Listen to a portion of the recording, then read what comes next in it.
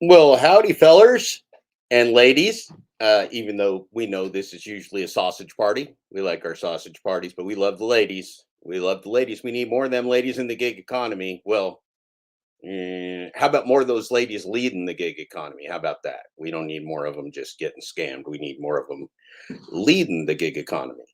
My name's Jeff Thomas Black. This is the Full Dash Closure audiobook and podcast number infinity. This is number infinity. Go ahead and give me an infinity in the chat, please, if you can hear me and smell me.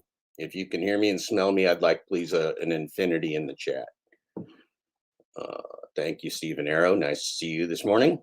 Nice to see you this morning. We're going to talk about, we got a lot of stuff to talk about today. We do. What are we going to talk about today? Let's share this tab instead, and let's maximize the minimization. Right, we're going to maximize the minimization. I think we got it. Oh, thank you. We got an infinity, and we got a sideways 180-degree rotated non-symmetrical. We got a non-symmetrical infinity from the Blizzard of Oz. Thank you, Blizzard. We got the right infinity. Then we got the 90-degree turned non-symmetrical infinity. Thank you, sir. I am Dad Dash. It's a Dad Dash morning. My name's also Jeff Thomas Black, but I go by Dad Dash. Everybody knows me by Dad Dash because my name is Dad Dash. And yeah, I'm also known as Jeff Thomas Black. I write things. You can see right here, that would be me, Jeff Thomas Black. This man right here, that's Dashing Q. And I spent my morning waking up at about 7 a.m. on the West Coast time zone called the Pacific Daylight Savings Time Zone, I think. Anyway, I started listening to Dashing Q. Now, I knew Dashing Q already because I had watched a number of his videos, including his famous video of elevator abuse. I think he abused an elevator one time. That man, I don't know about him. We're going to figure it out. Dad Dash Holy Perfection. Well, we do believe here on the Dad Dash Network that all humans are perfect as they are. And we think Dashing Q is a pretty perfect guy. Looking forward to talking to him.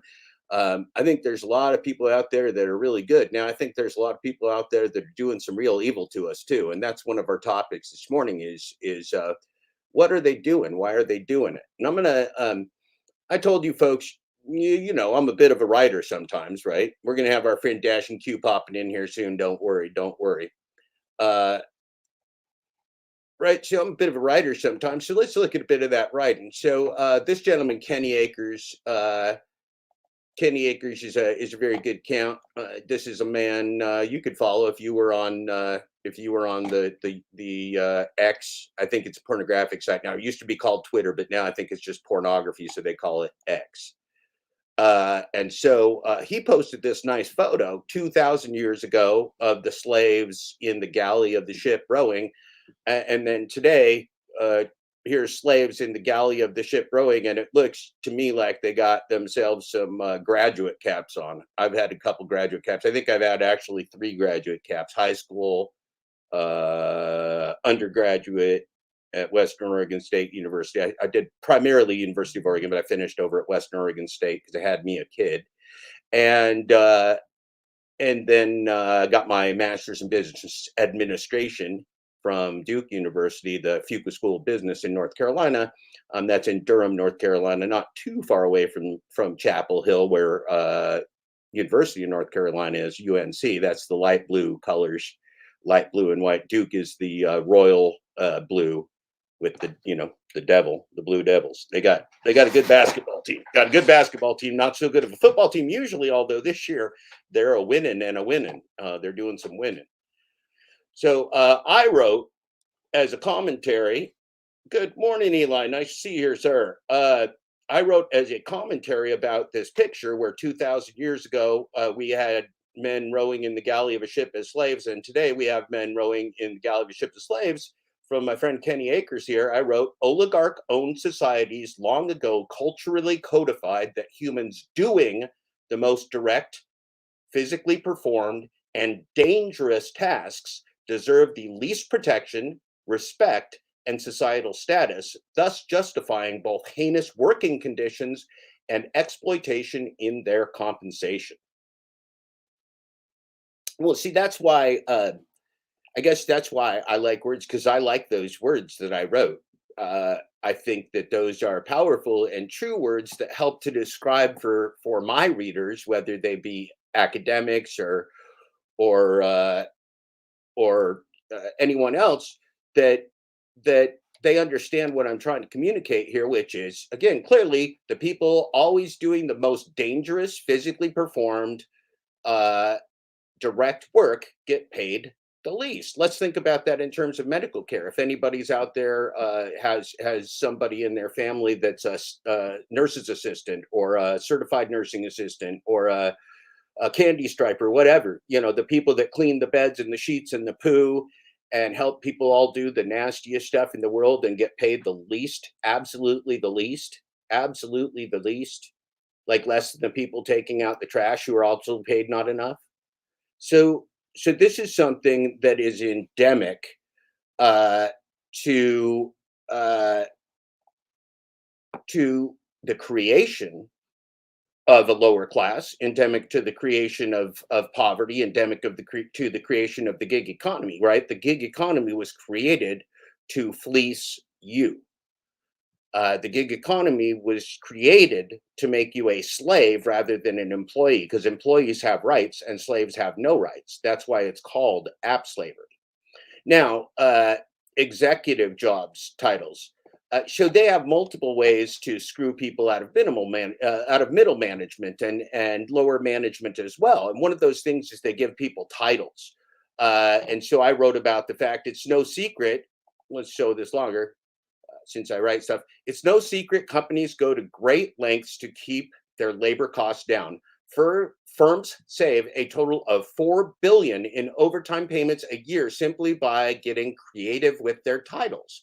For employees, these inflated titles result in 13% less pay than they might otherwise get. So these people are literally, and I have the article here for you because I'm a writer, unlike what all liars want to tell you on the U-Rubes. I do my research 1,000 more times than they will ever do in their entire life if they lived a few more lifetimes. Hello, Rebuildable Ryan. Nice to see you, sir. That's my kid's name, my son's name, who's an adult. But anyway, it's a great name. I like that name. Doctors and lawyers are ruining the world. They are ruining the world. It's not really the doctors. It's not the doctors. You don't go to 6 years of medical school and go all through the things that the doctors got to do if you just got a hardened heart about money. It's the medical administrators, the insurance companies, the hospitals, the hospital administrators.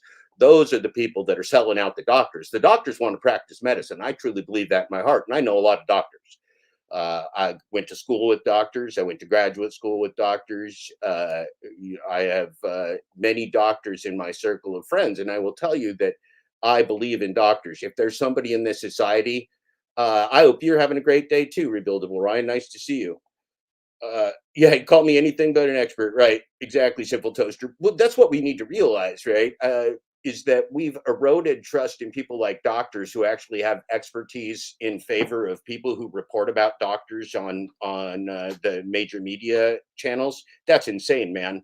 I don't want to talk to reporters. I want to talk to a real doctor. I don't want to talk to Zach Drives Slow and sells money plans. I want to talk to a real gig worker like Glitch Dash. I want to talk to a real gig worker like Dashing Q is who I want to talk to. I don't want to talk to freaking Zach Drives Fast. Let's talk about Zach Drives Fast. Let's talk about this nice young man, Zach Drives Fast. Earning less while risking their safety and capital in the gig economy can be rational. Gig economy app slavery is still freedom from the standard corporate abuse of labor who'd rather do anything other than further suffer as numb captives of psychopaths. Those are my words. I wrote those words on February 3rd. So if you want to know who stands up for the gig workers, it's not Zach Drives Slow, right? It's not Zach's Money Plans, or whatever this guy's last name is, right? We don't even know who this guy is. We don't even truly know who this guy is. We don't know who Zach is. We know he does voiceovers for a disgusting part of poverty pimping. So Zach Drive Slow is a money pimp, is a poverty pimp. Zach's a poverty pimp, along with Pedro, along with Kim, along with the rideshare guy. Everyone selling payday loans to gig workers is a poverty pimp. They're going to ruin people's lives. I watched, here you go right here. So this is Zach's payday loan scheme, right? Let's blow this up a little bit, because Zach's a real piece of shit, and Zach thinks that he can intimidate people with his big, deep voice, because Zach's a big man with big like Pedro-like testicles. All right. Payday loans are predatory. Run far and fast from anyone advertising such hideous bullshit. What's up with all the bizarre jump cuts Zach drives fast? Like, the camera's jumping in, it's jumping out, it's jumping in, it's jumping out, while he's selling you his fraud plans. Zach does the voiceover if you get your commercials. So I've been on premium for quite a while, but DoorDash is pretty poor right now, so I ain't even on premium. So I'm seeing some commercials. Yep, I'm here to do the cleanup, Jeru. I'm here to do the cleanup. I'm here to do your cleanup, sir. So Zach does the voiceover for this wallet platform. If you get the Zach commercial, or if you get the commercial, it's Zach's voice. And so then, let's just look at some of this Zach bullshit. Thanks to the Google IT support certificate, now I'm working full-time at T-Mobile as a service desk specialist. Uber Eats is doing something. Advances for paying insurance. Oh, here we go. So he's going to pretend he's going to talk to you about Uber Eats, right? But then he poverty pimps you. So this is Zach. This is the Zach switcheroony. I gave this a big thumbs down. Will these updates lead to more order for drivers? Let us know. No, Harry, this is Harry Campbell. No, this is going to result in drivers going bankrupt, Harry Campbell. Thank you, sir. Zach is an AI. I wish Zach was an AI, because he'd be less polluting of our environment. What these new features are, what they mean for drivers. Yeah. But more share driver. Okay, so first, this bullshit artist is selling you about what features are going to be on Uber Eats, which is going to drive you into poverty. Now, when you're in poverty, who needs money? Raise your hand. Give me an infinity in the fucking chat if you need money. Yeah, YouTube Premium is the only way to go. It sucks being poor, Eli, because you can't even listen to your favorite songs without getting interrupted by commercials. I don't like it. I don't like it a bit. But at least I got to see Zach's money plans.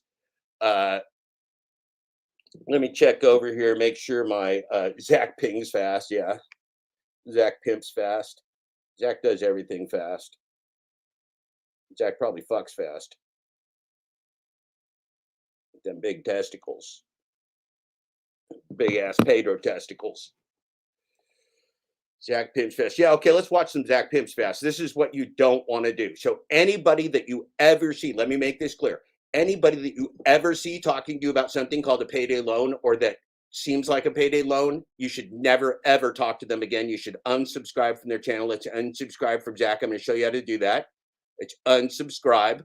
Unsubscribe from Zach's channel. You need to unsubscribe from the rideshare guy. Let's go do that. We're going to unsubscribe. Oh, I'm already unsubscribed. Uber Eats is doing something. But we're going to unsubscribe. We're going to start a campaign, because I'm fucking pissed off on this bullshit. They screw desperate workers. Yes, they do. So let's look at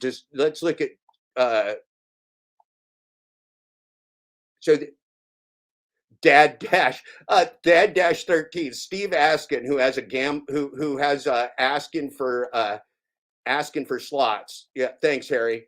Right. We'll go. We need to go like asking. I can't find my home base. Asking for slots is dumb as hell. They rideshare guy.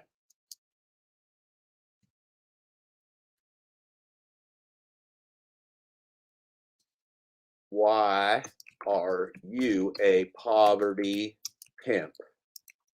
Okay. That's from the Real Dad Dash. There you go. And I like my own comment. Excellent video. Good. I think we got that done. All right. So let's go back. Let's go back to the Zach's money plans. We're going to get there. We're going to get there.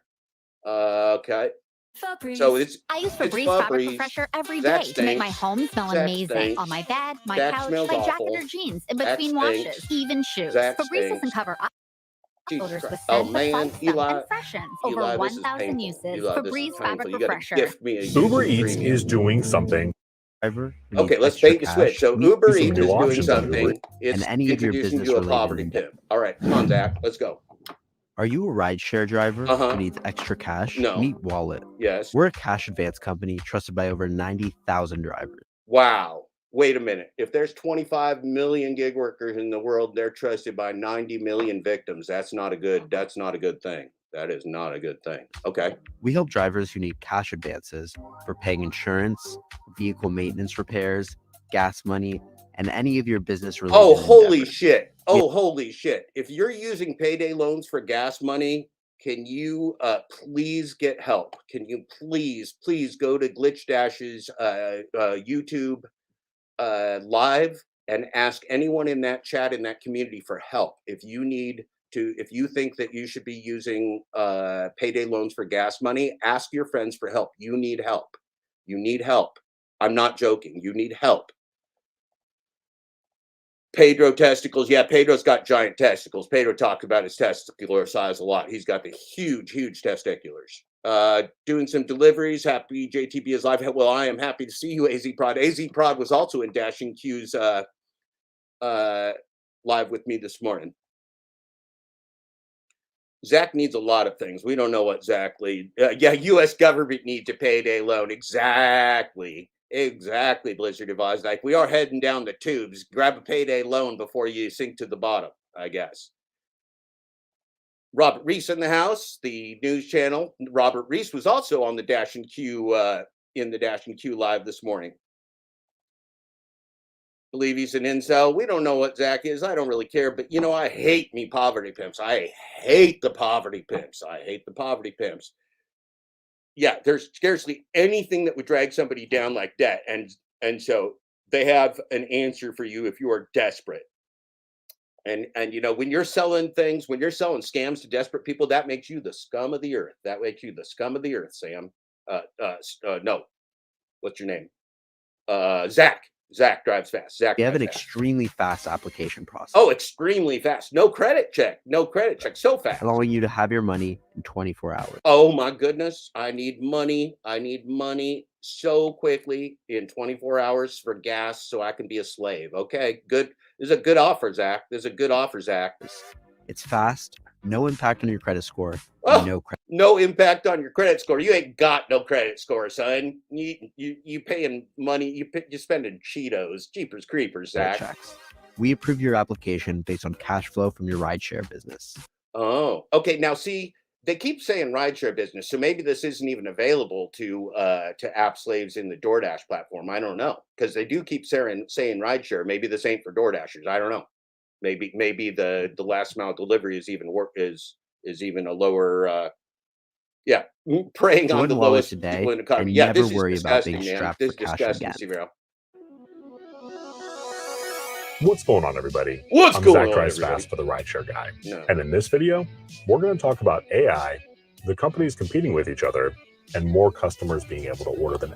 Well, Zach's got this. Zach's just got such a lovely voice. He's got such a lovely voice, I'll tell you. He's just going to talk to y'all about all the things. Oh, Zach. Okay. Payday loans are predatory. Run far and fast from anyone advertising such hideous bullshit. That's a quote from me. Okay, and then Zach's now going to imagine giving loans to slaves to keep them enslaved. Yeah, Truth Wars TV. That's what Zach Money's plan is doing. And then, you know, you'll be out of your house trying to pay it back because they don't give a fuck. They'll take everything you got. They'll take everything you got on that payday loan, man. Okay, so Zach says, and this is to me because I produce shitty content. I've seen the quality of quote content end quote you put out, Jeff Thomas Black.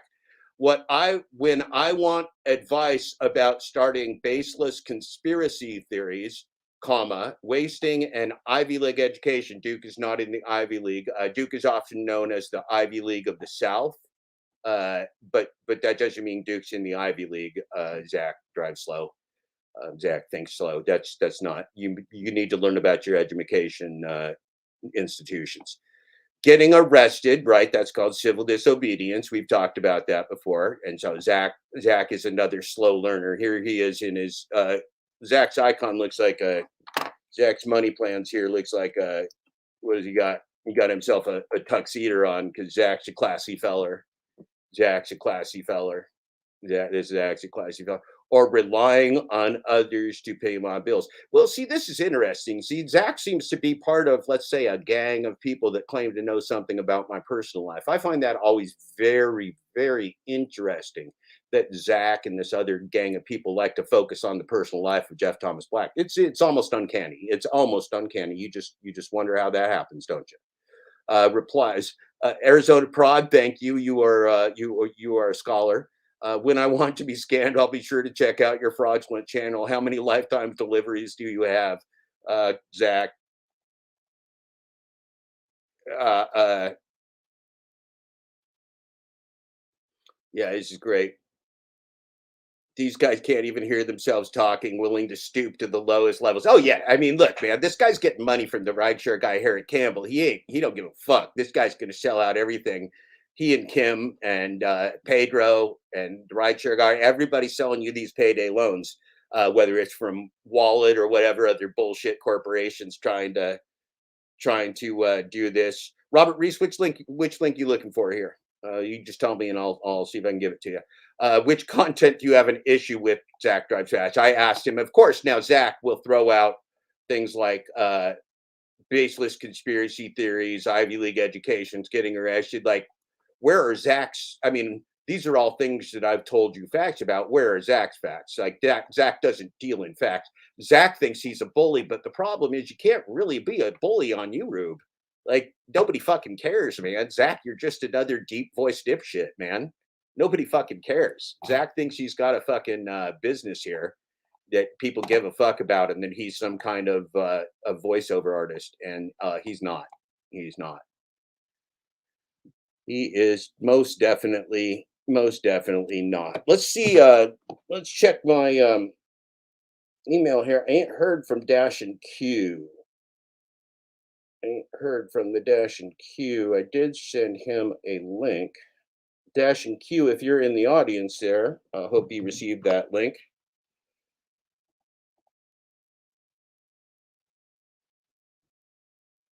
So let's look at a couple other things that are real interesting about people. Okay, we got a new channel. Everybody should go subscribe to this new channel. This is actually called the DoorDash Police, and this is a new channel from Brian of DoorDash Sucks. And Brian started a new channel called the DoorDash Police. He's also got Gig Apps Exposed. And the first few channels up here, ooh, looks like these are some funny things. Let's watch this.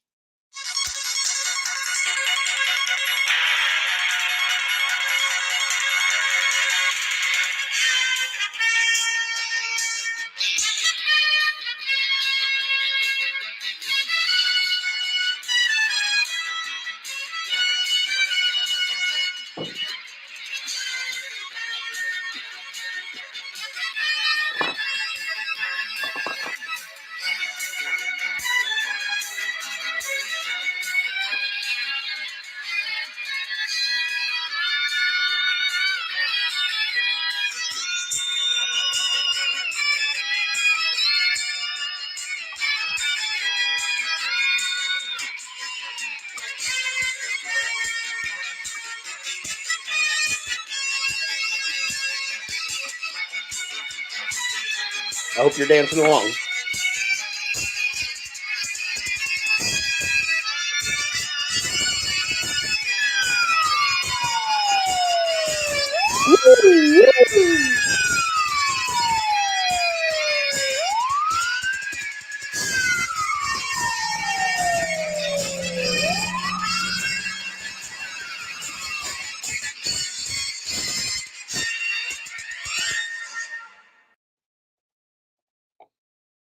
Yeah, that's some classy. You're right, Robert. That's some freaking classy 1978 theme song music right there.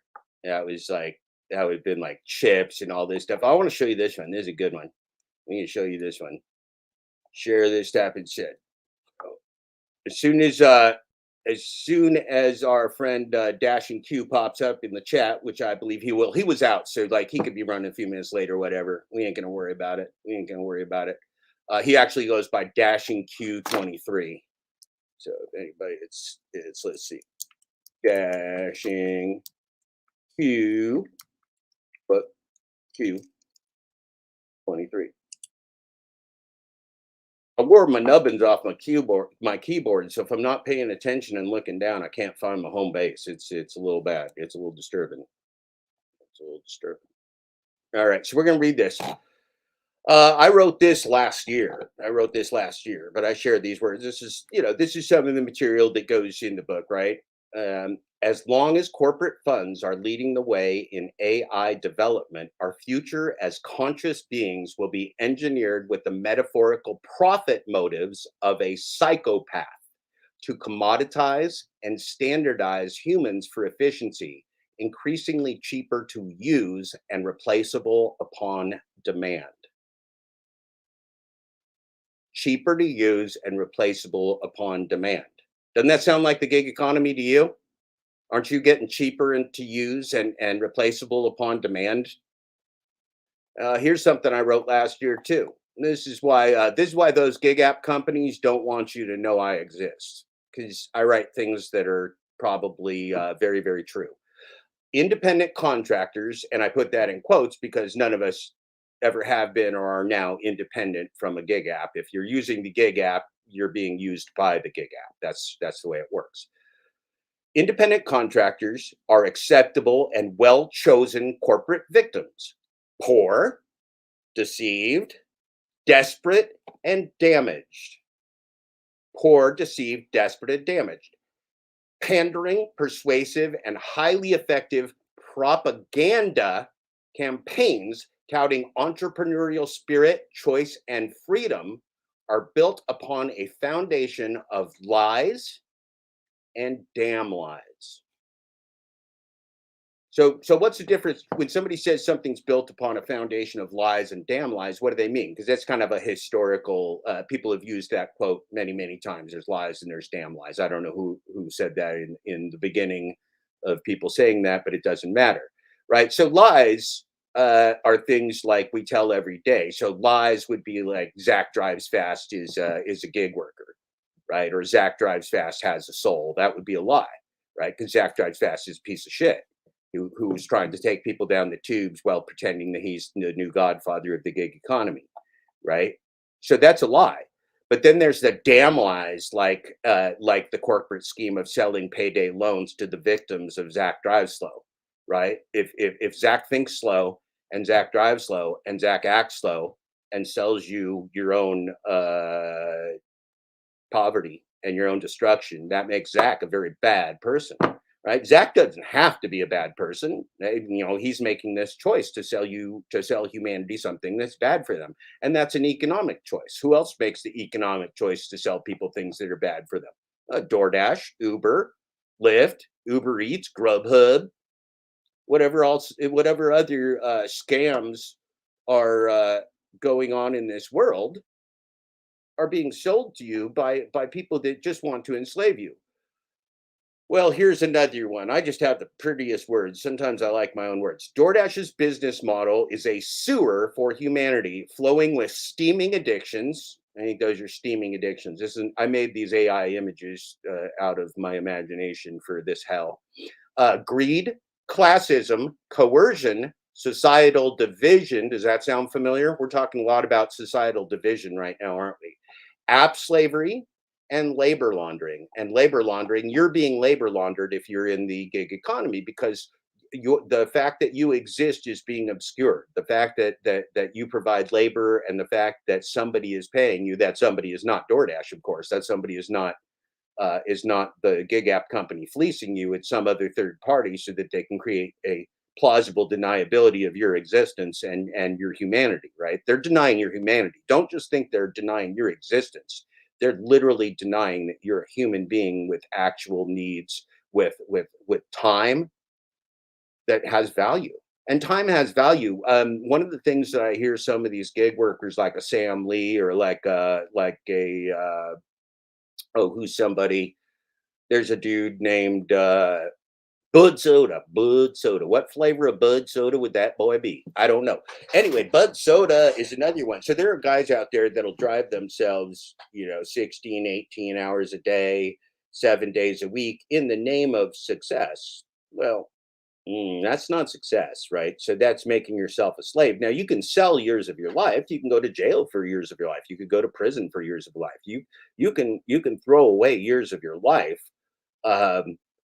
Thinking you're going to get that back in the future is not necessarily a good idea. We got a pretty uncertain future right here, right now. And if I was Sam Lee or the Bud Soda, I'd worry about whether I have a future, not about selling myself into slavery today, in the hope that this money is going to be worth something in a few weeks or a few months. This is a bad thing, right? I mean, that's what's the entire gig economy is a lie to you from them. Okay, it's a lie to you from the corporate world, who has the mentality and the metaphorical personality of a psychopath who wants you nothing but dead and enslaved and to be used without compensation by them, just like slaves. Well, see, here's something that's interesting. Let's just blow this up a little bit. Here's something that's interesting. Who are these guys? That's a let's see. That's an Andy Fang. That's Tony Hsu. Where's Hsu at? And that's Stanley Tang. Okay, and there's a fourth guy. There's a fourth guy named Evan Moore, who still exists, but he did not stay with the company. And one might ask themselves why. Why did the fourth person from Stanford, Evan Moore, not go along with these three gentlemen? I mean, I would only assume, if I had to guess, I would assume that man looked at the business and said, "I don't want to be responsible for ending humanity and destroying humanity with corporate AI." That's what I would assume about Evan Moore. Don't know. I don't know that Evan Moore has ever talked a lot about that. I have not seen that. I have read some articles about Evan Moore, the fourth founder, and I think he's worth looking into a little bit more over time as this thing falls apart. Now, these people, up to $2.8 billion each. So this is the thing. You guys think that these three guys, like one of these guys is like they're chief whatevers, right? They're still running the company. They're chief something, this guy's CEO. You think these guys care if DoorDash has a corporate profit or not? They do not. That makes no difference to them. They're selling their stock options worth hundreds of millions of dollars this year. That's what they've been doing because they report that publicly. That's insider trading. It's not illegal as long as you report it publicly. And they had options coming due from the sale to a public company, right? And this started up, right, about $180 something, and then it sunk to about $50. So they're losing, their market cap, which is not a value, that's just the number of shares outstanding by the current share price, but their market cap has gone from up here to way down here.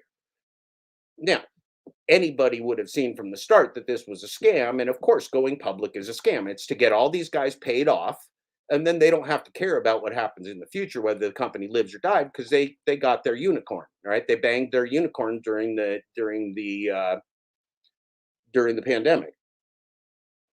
Just paid $850 repair bill on my car, 4 new tires, oil change, air filters. Yeah. Well, so Kim's Money Plans and Zach DrivesFast did a show last week encouraging you on the fact that you could do everything from repair that car, Stephen Arrow, on a payday loan to buy yourself a new $2,000 car on a payday loan. And that was a good idea. That's what Wallet's there for. It's there. Would it be fair to hate capital? See, DMF, I don't care about anything like a label like that, capitalism, because everything is mixed. If you don't think that the corporations of America are a socialist organization that are fleecing you blind, you're not thinking, right? There is no such thing as pure capitalism, pure socialism, pure whatever, pure this, pure Democrat, pure GOP. None of that exists. That's just a game to fool you and turn you against your fellow human beings. So I don't hate anything. What I hate is fraud. I like transparency and truth. So if you find yourself any political party or any political system that likes transparency and truth, it's going to get the thumbs up from Jeff Thomas Black. That's what it's going to get. Yeah, Pedro's pushing payday loans. Oh, he's still doing it. He's still doing it. Pedro's still doing it. I don't know the extent that Pedro's still with the rideshare guy. Pedro may have, we don't know. But this is, I think tonight is Pedro Fest 2023. Pedro Fest 2023 is October 1st. We're going to see if Pedro gets his monetization back. We're all very excited. There's a party coming. It's Pedro Fest 2023. Somebody put that in the chat. We got the Pedro Fest 2023 coming. Let's see. Truth, the moves bank for gig workers. Pedro is a hoe, no doubt. Pedro. I think Pedro should go into business with Steve Askin 13 on the Askin for Sluts. The Asking for Sluts YouTube channel. We'll look at that in a minute. The Asking for Sluts. Pedro is a sellout to anything and everything. Steve, what state are you in? Ooh, okay, right? All right. North Carolina, Stephen Arrow, home of Duke, and University of North Carolina State, Wake Forest. Holy crap, there's a lot of colleges in that, a lot of universities in that state. A lot of higher education in that state. Well, so some of you probably do know, some of you don't, if you ain't been in the tech industry. RTP is called the Research Triangle Park, and that was one of the big tech centers of the United States during the tech boom. I ain't been living on the East Coast for a while, so I ain't really that familiar with how the Research Triangle Park is going, but I'm sure they're still printing money. It's whatever they can get away with. It's absolutely whatever they can get away with. But you would think, like, I mean, at least Pedro and Kim and Zach and Harry Campbell and stuff, like, if they're going to sell payday loans, like, they just might as well wear a cap on their head that says scum fucker, like scum and then the fucker t-shirt or scum fucker or whatever. I don't know. We are in the end stages of what we have told is called capitalism. Yes, that is true. Simple toast. Now, remember, we have not been in capitalism. We've not been in pure capitalism. We've been in an oligarchy, in a corporatocracy, in a kleptocracy, which means they're stealing from us, and in a kakistocracy, which means it's the worst people leading us. So we are a kakistocracy. Kakistocracy is a great word. Kakistocracy. Hey, Steve's not that far from the Duke University. Paid hoe. Yeah, paid hoe. Steve asking for sluts. Yeah, Steve asking for sluts. Steve's a gambler, rambler, gambling man. That old Steve Askin 13 loves the gambling. So you got the kakistocracy, okay? So kakistocracy comes from like khakis, and I think that's like the khaki pants that them corporate folks wear. Everybody wearing the khaki pants. So you got the kakistocracy, which is a bunch of people in khaki pants that are the worst bosses, the worst people in your place, and they're leading you. That's the kakistocracy. You got the kakistocracy. Now you got the kleptocracy. You ever heard of a kleptomaniac? So like a kleptomaniac could be somebody that can't help themselves from stealing, like a Pedro or a Zach or a Kim or a Steve Johnson or a Harry Campbell. They can't stop themselves from stealing from people in poverty and desperation. So those type of people would represent also a kleptocracy. Okay, we got kleptocracy. Now, we also got a corporatocracy. The corporatocracy. See, when they got you talking about Marxism, capitalism, and communism, everything else, they're just lying to you. None of those things exist in the real world. None of those things have ever existed in the real world, because humans do a combination of all those things. All those things just get all mixed up and all tumbled up in a little labor laundering fund. Okay. But what they do is they got the corporatocracy, the kakistocracy, and the kleptocracy. And when you got those three things, you can just steal from everybody. So you don't need a real political system. Just like DoorDash and just like the gig economy, you don't need a real business. You just need fraud. You just need very, very effective fraud. Okay. And then you got the oligarchy. And who's the oligarchy? Okay, so the oligarchy are the people that are billionaires. So these people right here, right? These guys, they made themselves part of the oligarchy because they're billionaires. That means they don't care if you're successful or fail. They don't even care if DoorDash, their own company, succeeds or fails, because they already win, right? They got triplet mansions in Florida. No kidding. So I wrote this back in February, but I think I actually wrote it last year. Sometimes I share things multiple times because people need to read them with their eyes multiple times. Billionaire founders like Tony Xu, Andy Fang, and Stanley Tang cash out early on absurd valuations. I told you the facts about that, right? They cashed out when they sold this during the IPO during the pandemic. They sold this up at $190 or something to that effect, and then it sank down into the 40s and 50s and 60s. We can look at right now. We can just look at Dash now.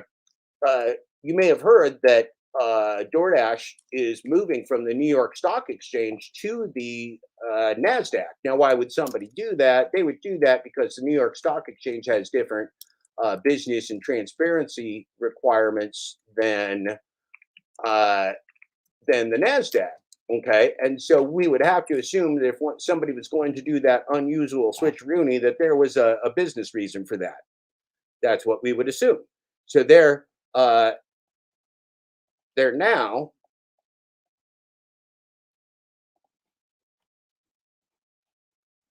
share this tab instead. We're now going to look here. We're going to go NASDAQ Class A Dash. Okay, so they're part of the Russell 100 now, not the NASDAQ. The Russell 1000. I'm sorry, Russell 1000 and Russell 100. Dad Dash don't know his numerical places. Get stupid sometimes.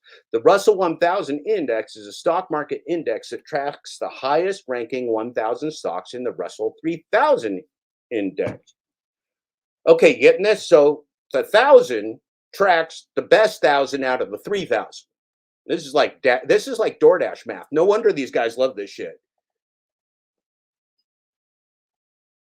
Bleed the beast, glitch more. Yeah, exactly. Important people already got their billions out of DoorDash. They could care less what happens to everyone involved. Now, that's right? This is a rape and pillage. They're Vikings. They're going to rape and pillage you. There ain't nothing going to be left. They ain't going to leave nothing for you to be a dasher. This is you all are working yourself out of business. You got to know that.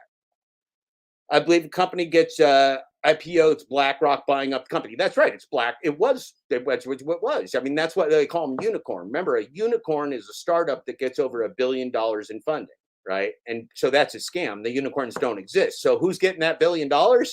Well, yeah, the Stanley Tang, the Andy Fang, and the Tony Xu and all their things. Bitcoin, okay, Bitcoin. Oh, hi, Briggs always stalking me on the YouTubes. Briggs always is stalking me. Briggs stalking me. I go on the YouTubes. The Briggs just there, like I invited him or something. I don't understand it. I do not understand why Briggs keeps showing up everywhere I go. So they're taking the 1,000 out of the 3,000 and then doing something else. Anyway, if you can't see here that the move from DoorDash going to the Russell 1000 is a precursor to DoorDash going out of business. That's what it is. It's the beginning of the end of DoorDash. It's DoorDash going down, and you going down with it, by the way. You going down with it, by the way, if you stick with this horse shit that we sticking with. Okay, let's show this again. We're going to share this tab instead. So here's our friends. Billionaire founders like Tony Xu cash out early on absurd valuations with more money and power than any human should be allowed to hoard. And that's Jeff Black's personal opinion there. That's what I wrote for you, my personal opinion. You can always tell when I'm writing my personal opinion.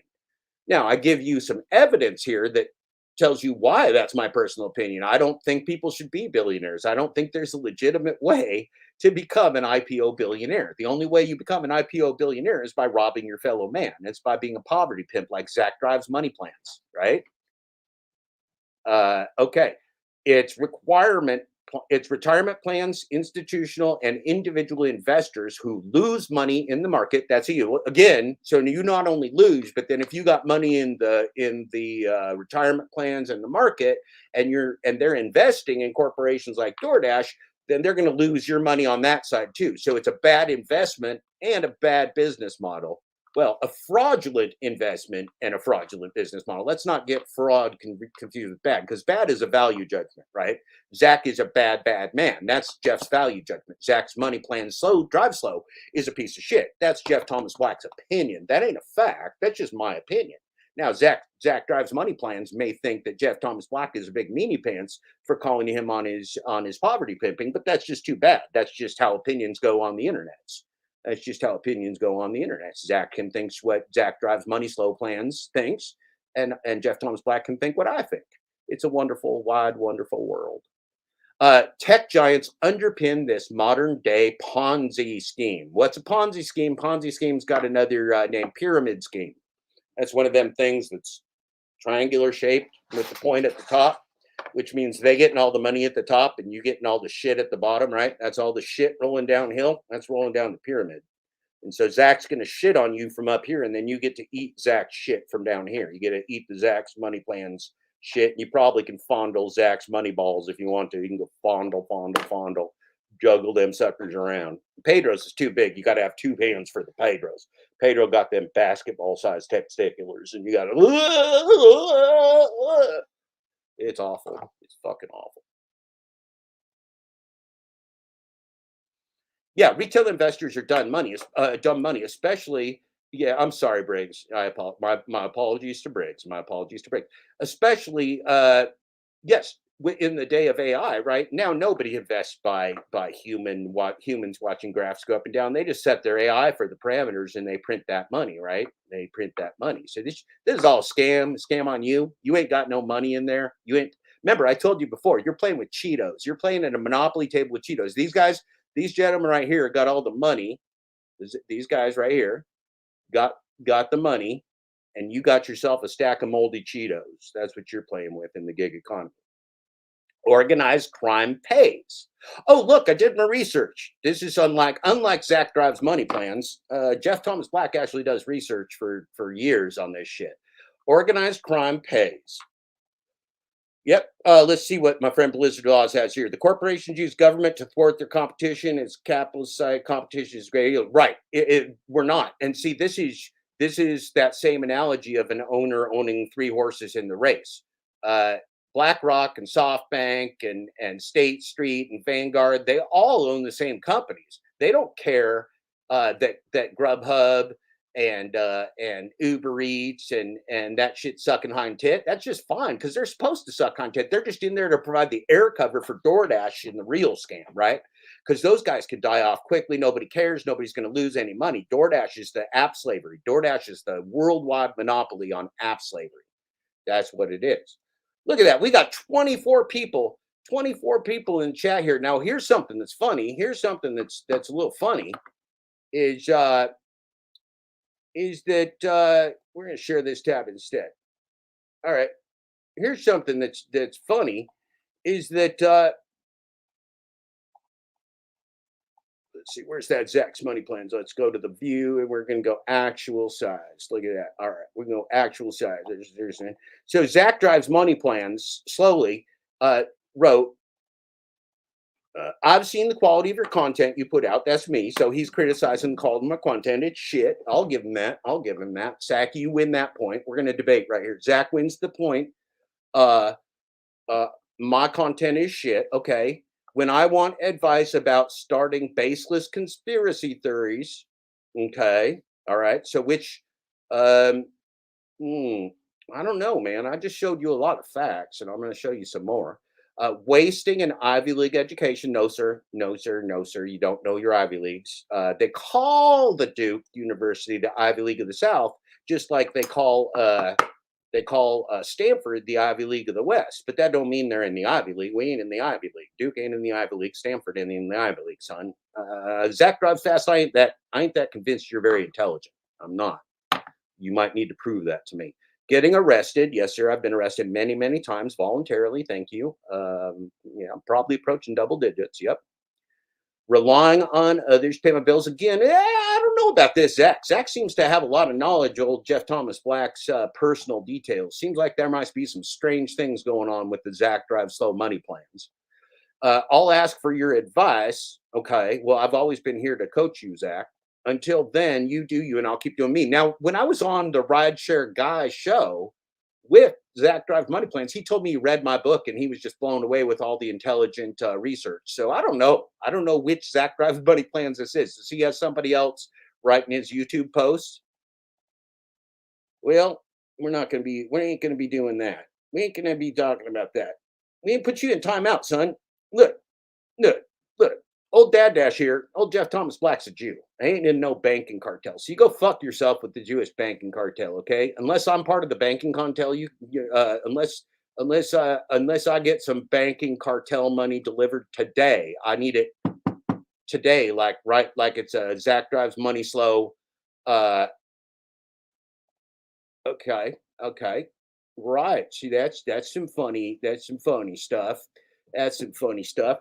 So we ain't going to tolerate the stupid, right? The stupid people can go watch Zach Drives Money Plans self-poverty pimping, right? Maybe he's a real pimp too. We don't know. We don't know who Zach is. Anyway, so Zach,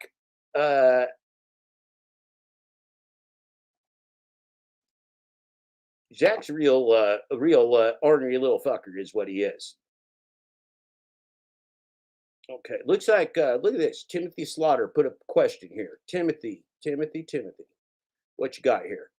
The glitch and glitchtubers using the glitch and still promoting other drivers to be top dasher legitimate legal ways like shoplifters waiting until a store is really busy with legitimate shoppers to do their shoplifting. Yeah. Here's the problem, see, here's the problem. Yeah, DoorDash is accepting EBT, right? They're going after the most desperate consumers as well. So they're going to tax the most desperate consumers and the most desperate workers, and they're going to rape all of us until we all dead. And that's what they want. Fun fact, government may shut down. DoorDash and the app's about to be flooded with starving government workers. Well, yeah, that's going to be interesting, isn't it?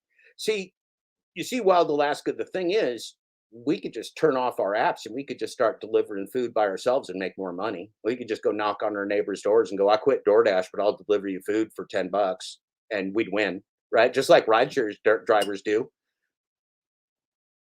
Rideshare drivers all the time get private ride shares. I did that when I was a DoorDasher. I had a florist give me business. I had other people give me business. All you got to do is start selling DoorDash out down the river. DoorDash is screwing you. So you don't have to even glitch. You can just quit. Right? You can just sell your services while you're out DoorDashing. Just make your DoorDashing what you use to look for real work and just cut DoorDash out of the picture. They're just a middleman. They're a parasite. If somebody tells you they like DoorDash, that's like somebody telling you that they love a tapeworm, that their tapeworm is their special friend and pet, and that their tapeworm sitting inside their intestines eating all their nutrients is their special friend, They got special friends that is tapeworms. And they love that tapeworm. And if you want to take that tapeworm away from them, you want to take away the tapeworm of the gig economy, because Red is Blue told me that yesterday. I was in the Gig Wars chat because I go lots of places. I like to hear what people are saying. Let's see the tapeworm. What happens when you get tapeworms? Oh, look. So that's DoorDash. That's DoorDash. DoorDash is what we call it. I'll put that on the mute. Oh, look. That's a toilet full of tapeworms. That's really disgusting. Oh my God, don't drink it. I don't know what's going on here. I do not know what's going on here. Let's slow this down. I don't want to be drinking no tapeworms. But Wild Alaska, let them eat cake. Yeah.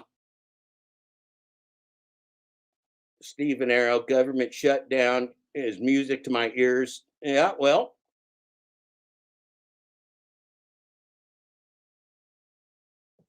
Yeah. Okay. It is gross. It is absolutely gross. Okay. Mary Poppins. It is absolutely gross, which is exactly what the gig economy is. Tapeworms ain't no grosser than the gig economy. That's DoorDash right there. Right here. Yeah. See that? We'll go full screen on that. That's DoorDash. That is DoorDash. DoorDash is literally, that means in real life is a parasite. It is inside you, and it is stealing the nutrients from your society, from your local economy. Here in Portland, Oregon, Target is shutting down 3 inner city stores. Walmart is shutting down 3 city stores. Now they're complaining that this might be coming from stealing and loss, but it's really coming from the fact that the communities that they built those stores, those Walmarts and Targets in, the low price retailers, they are now too poor to support that store in their community. So they're just going to shut them down. They're just going to shut them down. That's what DoorDash is going to do to you. They're just going to shut you down, right? So DoorDash is racist too. DoorDash, Uber, Lyft, they're all racist. This is proven. You can go look at the statistics. The people that are unjustly deactivated from DoorDash are more likely to be women and people of color. The people deactivated on DoorDash and Uber Eats and Lyft and all that are more likely to be people of color, which means that it's racist and sexist and classist. Now, that also goes for the algorithmic wage discrimination, right? DoorDash can pay some people, well, let's say Pedro, DoorDash, Poopy Pants, Glitch Dash, Depend, Santiago. They can pay Pedro, Poopy Pants, Glitch Dash, DoorDash, Depend, Santiago more for the same job and pay you less just because they want to.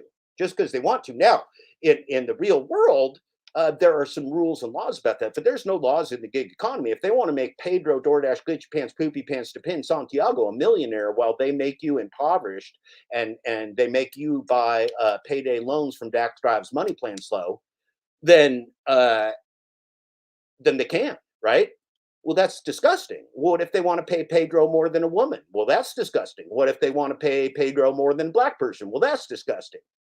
Right? What if they want to pay me more than my neighbor? Well, that's disgusting. See, we should all be being paid fairly by corporations for the work that we do.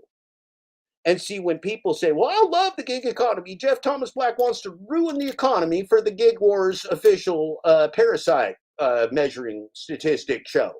Well, no, I don't. I want you to get rid of your tapeworm. When you get rid of your tapeworm, you're actually going to get some calories and some food. I want you to get rid of your tapeworm. Shitting out your tapeworm is going to be good for you, Red. Shitting out your tapeworm is going to be good for you, Craig Ryan. Let's read comments here because some of these are going to be funny.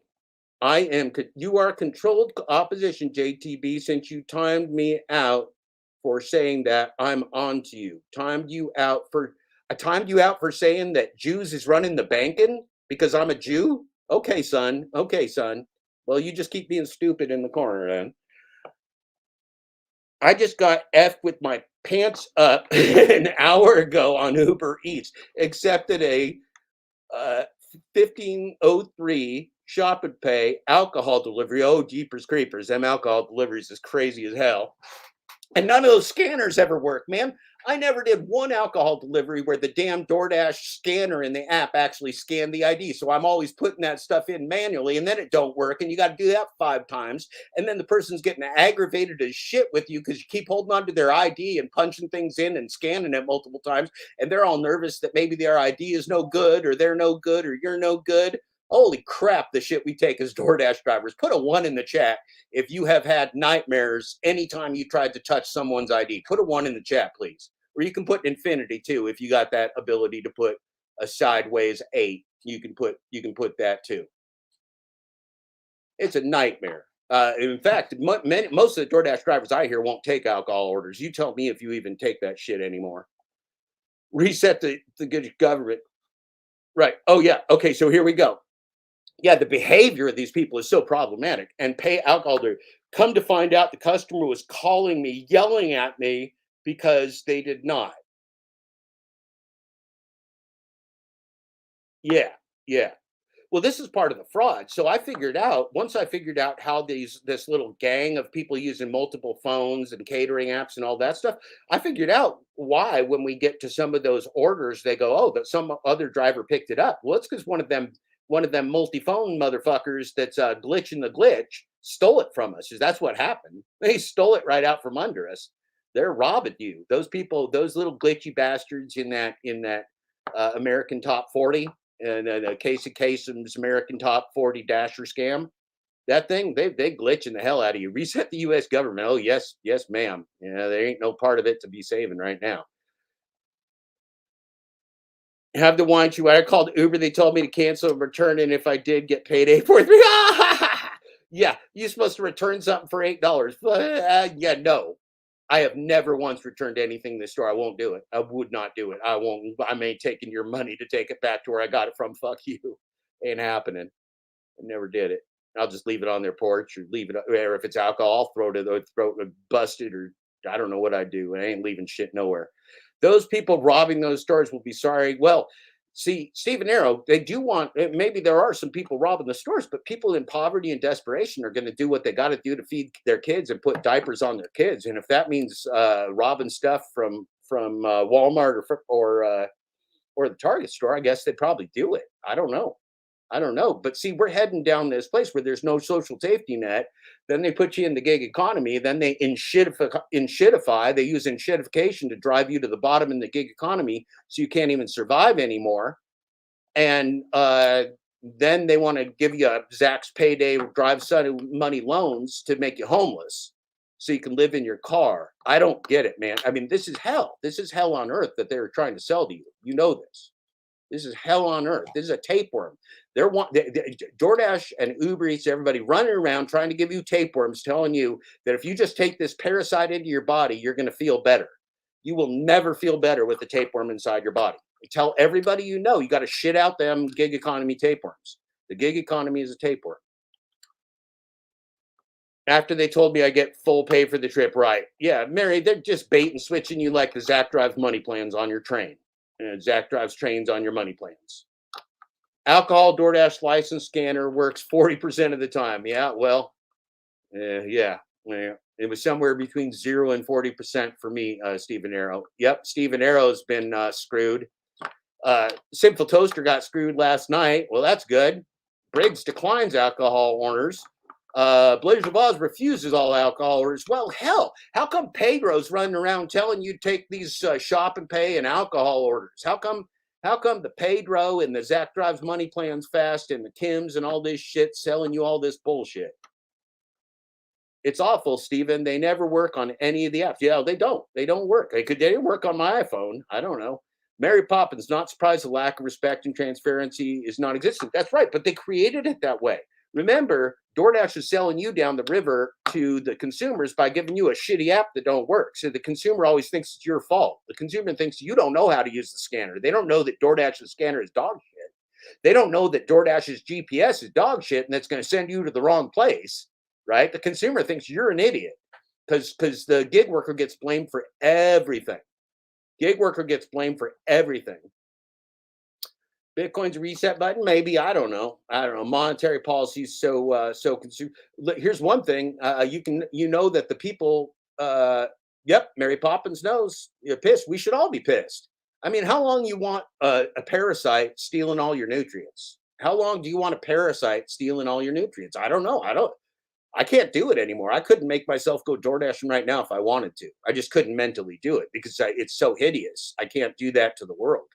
I'd literally go out and pick up cans first. I would never work in the gig economy again. I just can't make myself do it morally. I can't. I just can't. Even if I need money, which I do, I still can't make myself do it. I wouldn't do it ever. Couldn't.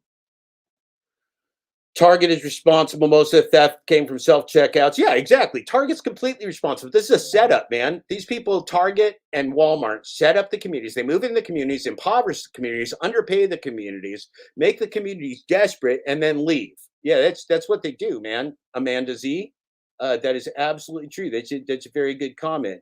Let's see. I don't know. I put a star on it. Does that do something? I think that makes you a star of the day. You got your points. Let's see. I saw Justice shopping last week. Civilization is crumbling. Yes, it is. Civilization is crumbling. Now, if that's happening, and I would say it is, as an economist, you got to ask yourself, Blizzard of Oz, are you gonna keep letting this tapeworm eat your nutrients while society is crumbling, or are you gonna shut this sucker down before it kills you? Because make no mistake about it, DoorDash is destroying your local economy. It's destroying your local retailers. If Amazon shut down today, think how your local economy would come back. If people stopped buying from Amazon today and just went out and shopped at their local stores, imagine how many new stores would pop up, how many new food carts would pop up, how many new businesses would pop up. DoorDash isn't driving business in your local economy. DoorDash is driving the world into app slavery and delusion and fraud. on behalf of BlackRock and State Street Bank and SoftBank and Chinese billionaires and the Bank of Saudi, whatever, all these nefarious interests with the Zach Drives money plans and the Pedros and the Kims and the rideshare guy, all these scum suckers selling you payday loans for a scam. Payday loan on a scam is like a double scam. That's like some exponential scam. So Zach, you just keep writing me. You just keep being all insulted, you big deep voice dipshit. You Zach Drives slow. Pedro pooping his pants. Yep, Pedro pooping pants. Well, he got to keep that Depends sponsorship going now. And now he's beholden to the Depends. Do you see what Elon Musk said? America's going full Joker with theft and crime, late stage decline capitalism. 2024 be a beauty. It's a beauty already, man. Look. What else do you have to know than the fact you were sold a fraud as employment? I mean, we're sitting right here as the graphic examples of the fact that we have been sold fraud as employment. That's why we're here this morning. We have been sold fraud as some level of self-employment, which is even worse, right? Because we're told that we're now responsible for their fraud, right? We are a DoorDasher is nothing if not a fraud catcher for humanity. Like, if the customer steals it, it's your fault. If the restaurant steals it, it's your fault. If it's cost too much, it's your fault. If there's no tip, it's your fault. If there's a good tip, it's your fault. If GPS don't work, it's your fault. You know, if you deliver to a college campus where all the students don't want to pay for their food, that's your fault too. If somebody's scamming the system with the glitch and you get orders too late to deliver them on time, and so you get dinged for that, that's your fault. If they send you to a closed restaurant on purpose, Dashing Q was going to some closed restaurants this morning on behalf of the DoorDash. Yeah, that's on purpose. What sucked for me is when I started DoorDash, my boomer sister said it was a scam. God, I hate it when she's right. Yeah. Well, it was a good scam though, and it was a scam that was bolstered by human crisis in the form of the gig economy hitting their lottery, which was called the pandemic, right? That changed the world for the gig economy, and it changed the world for all these restaurants. Because remember, 99% of retailers and 85% of restaurants never had delivery before the pandemic. Okay, so somebody convinced them during a time of crisis that there was a business model here that might last, and guess what that is? That's a sinful lie. Just like Stephen Arrow said here, that's a sinful lie. What's Mary Poppins said? I made excellent money at first, $1,200 a week, and just retired too. I do part-time, but after that, what Uber just did to me, I'm done. And Jeff's not just dumb dash. It's all these apps. Yeah, I ain't that stupid. I'm kind of stupid, but we're all kind of stupid. We're just human beings. We ain't no artificial intelligent calculators that don't have no personalities. We're actually human beings. We got to live and breathe and take our Pedro shits and do all that stuff. We got to deal with scamsters and fraudsters like Zach and Kim and the rideshare guys selling our people down the river. We got to deal with corporations like Walmart and Target, desolating our inner cities and then leaving them. Right? We got to deal with a lot of stuff as human beings. This ain't pure. It's total garbage, Mary Poppins. You got it. Hey, there's my Dash and Q friend. Dash and Q, you ready to jump in here, my brother? I sent you an email link. If you're ready to jump in here, I'm ready for you. We looking at tapeworms, and you're more fun than a tapeworm. We're gonna stop sharing that. You're much better than a tapeworm.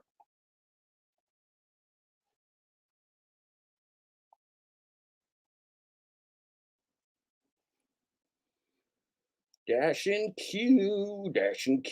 Let's see.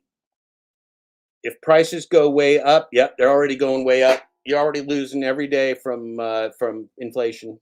They're winning. Remember, they make a higher percentage as inflation goes up of that larger dollar amount, while you're paying more for your consumer goods and earning less. Oh man. There's Q. Yep. Q just came in. If gas prices go up, that's your fault. Everything's your fault. Yes, sir. Yeah, everything's your fault. Pedro Bot had a sleepover. His boyfriend's actually in New York City. Yeah. Pedro and the Hannibal Thirsty. Hey, there's the Dash and Q. Dash and Q, good to see you, man. I see you in there. Let's see. Gas is $6.49 here. Yeah, it was over $6 in Indiana, and it's over $6 in Oregon too. So we're having a good old time. We can be right with you, Dash and Q. Gonna be right with you. Arizona has second highest, but yeah, Oregon, and the Northwest and the West Coast has very high gas prices. Hawaii has very high gas prices. Sometimes in the middle of the country there, they get some lower gas prices. I'm going to show one more thing before we bring my friend Dash and Q in here. I'm going to show one more thing because I want to show you why the gig economy is so heinous. Okay. Kenyan data labelers were paid $2 an hour to label child sexual abuse, bestiality, and other horrific content for ChatGPT creator OpenAI report says.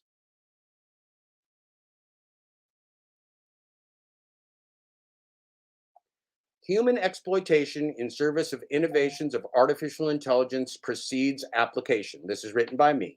In fact, exploitation of people and markets can be fundamental in the creation and training of AI systems. Labor protections of the old world are insufficient for our present moment. That's today. Okay, so labor laws that were built for jobs are insufficient for the gig economy, which is pure fraud.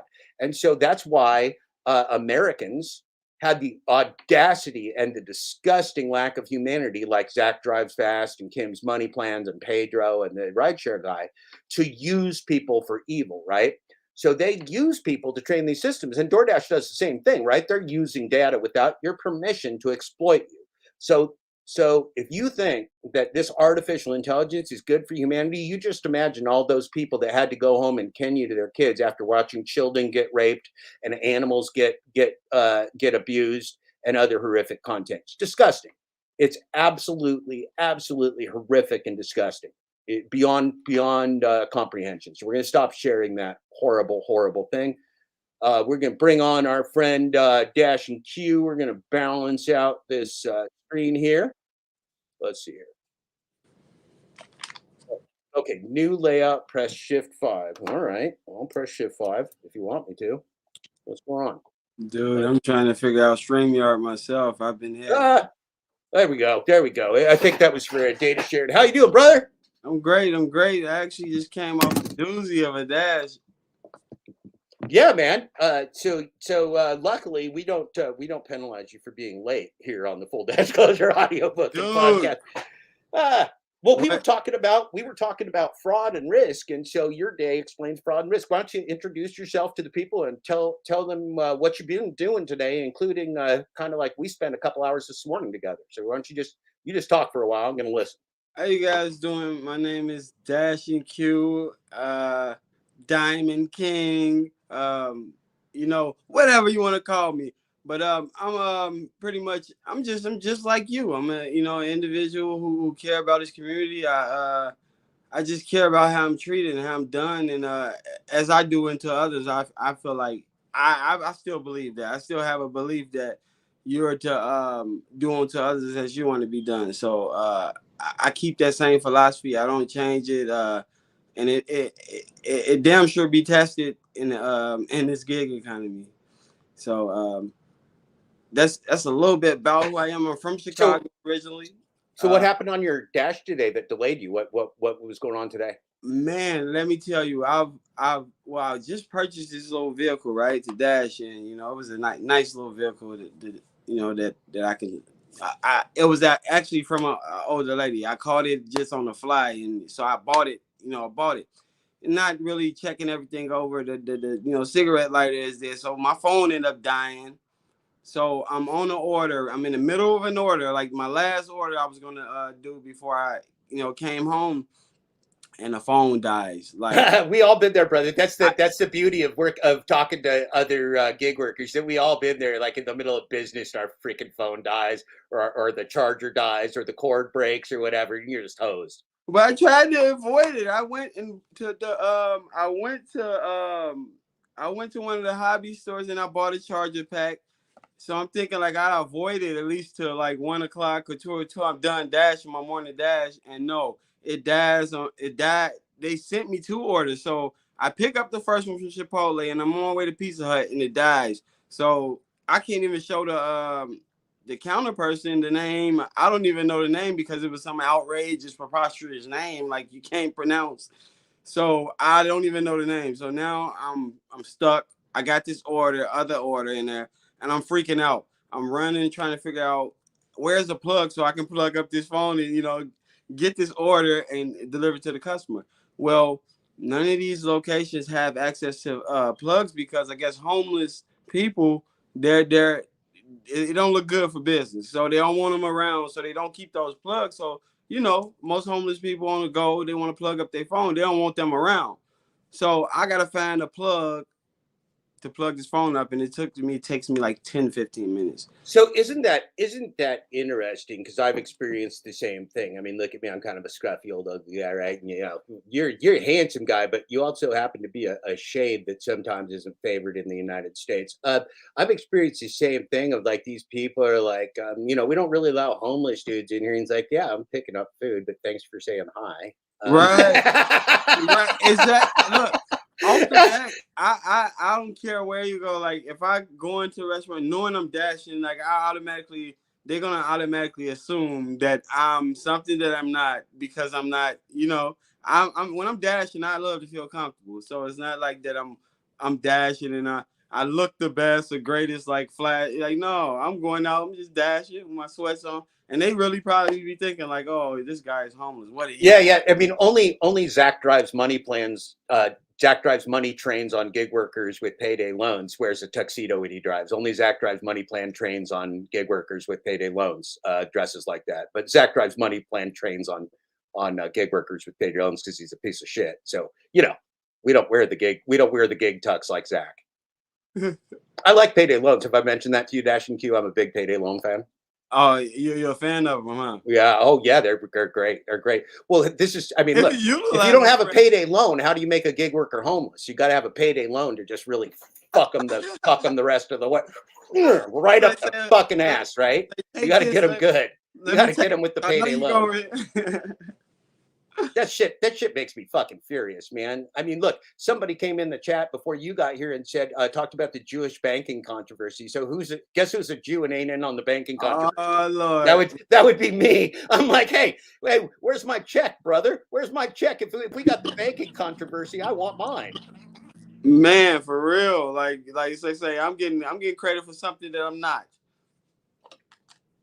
So one of the things I really appreciate about you, like you've been really straight. I loved your interview with Robert Reese, and everybody should go back and watch that interview on Hot Facts with Robert Reese with Dash and Q, because I'm not going to cover that same stuff because Dash and Q and Robert already did that very well, and I want Dash and Q to talk to you about some new stuff. But you should go back and watch that, because one of the things that Dash and Q talked about, I want him to expand on that a little bit, is the struggle of being a Black man in gig work, the challenge of being accepted as a worker when people don't see you in some kind of a uniform or in some kind of way that they expect you, and also the fact that you left.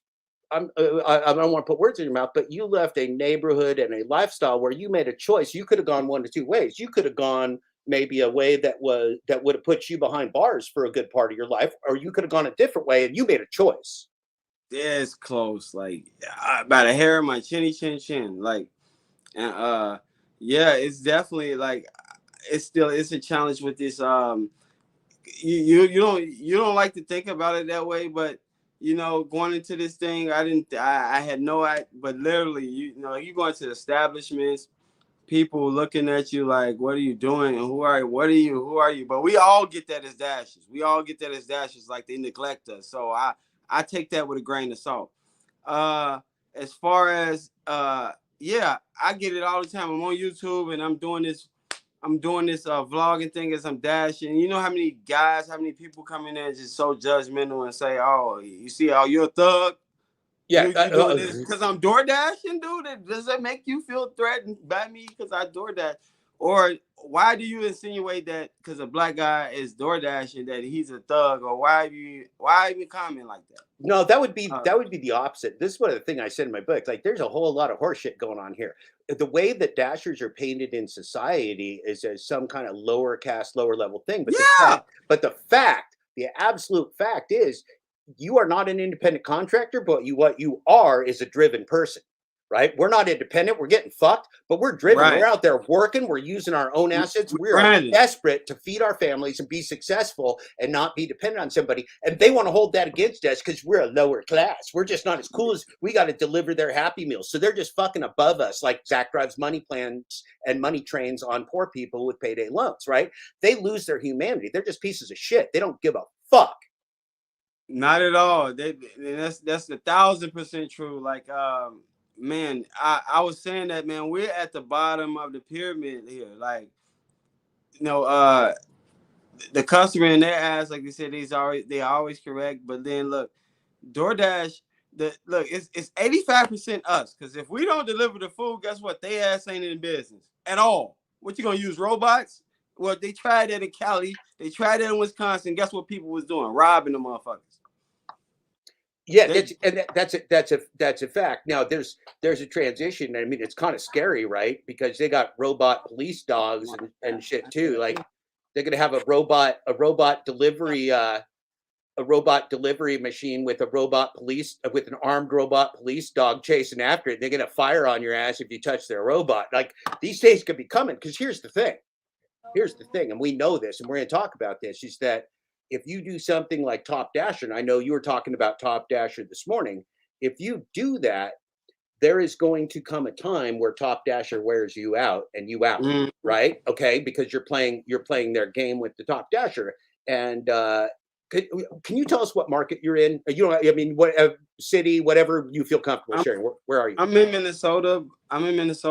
But I've tested, like, I've been in like the city setting, but I want to go farther than that because I've been in a small town too where it's slower. So, I have people all the time out here be like, oh, we can't make money in a small town, where I'd be like, as long as it's a hot spot, I can make money. I'm for sure. As long as they got a hot spot there, multiple, at least one or two, I can make some money there. So I found the same thing. I found the same thing in that, and let's see, I want to say your real name, Quentin. May I call you Quentin? Yeah. All right, thank you. I saw the same thing, Quentin, because I hated driving in the big city. There's no parking and there's too much traffic. So I would spend, it's okay to step away. I would spend a lot of my time in small to mid-sized towns, maybe 50,000 or less, because it was concentrated. The restaurants were in a couple different places. It was concentrated. I can control the traffic. I control the mileage. I control everything. And so I found the same thing as you, that dashing in the big city for me is something I didn't want to do. Too much danger, too many car accidents, too little parking, all that stuff. So I think people have to play with that. But again, the model, the business model of the gig economy is set up for a very few winners and mostly losers. And so anytime, just like playing slots, because like Steve Askin 13, who once called himself Dad Dash before I became Dad Dash, because I'm Dad Dash, the person who does that, he has a channel called Askin for Slots, because he loves slots. Anyway, so he goes to Vegas and he plays those slots over and over and over. He pulls the handle, plays the slots. And so that's the kind of gambling advice. That's the kind of bad gambling advice that Steve Askin 13 gives. That's what mostly comes from people that broadcast about the gig economy, is advice on how to gamble and lose, because he loses money. The guy shows on his videos how to lose $1,000, which is super fun. Who wouldn't have a good time pulling handles on a machine and losing $500 at a time with their wife? I mean, you got to go out and really celebrate after you lost $500, I'm guessing.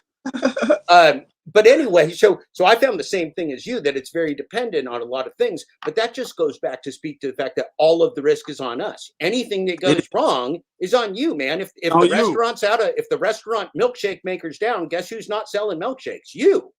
Right?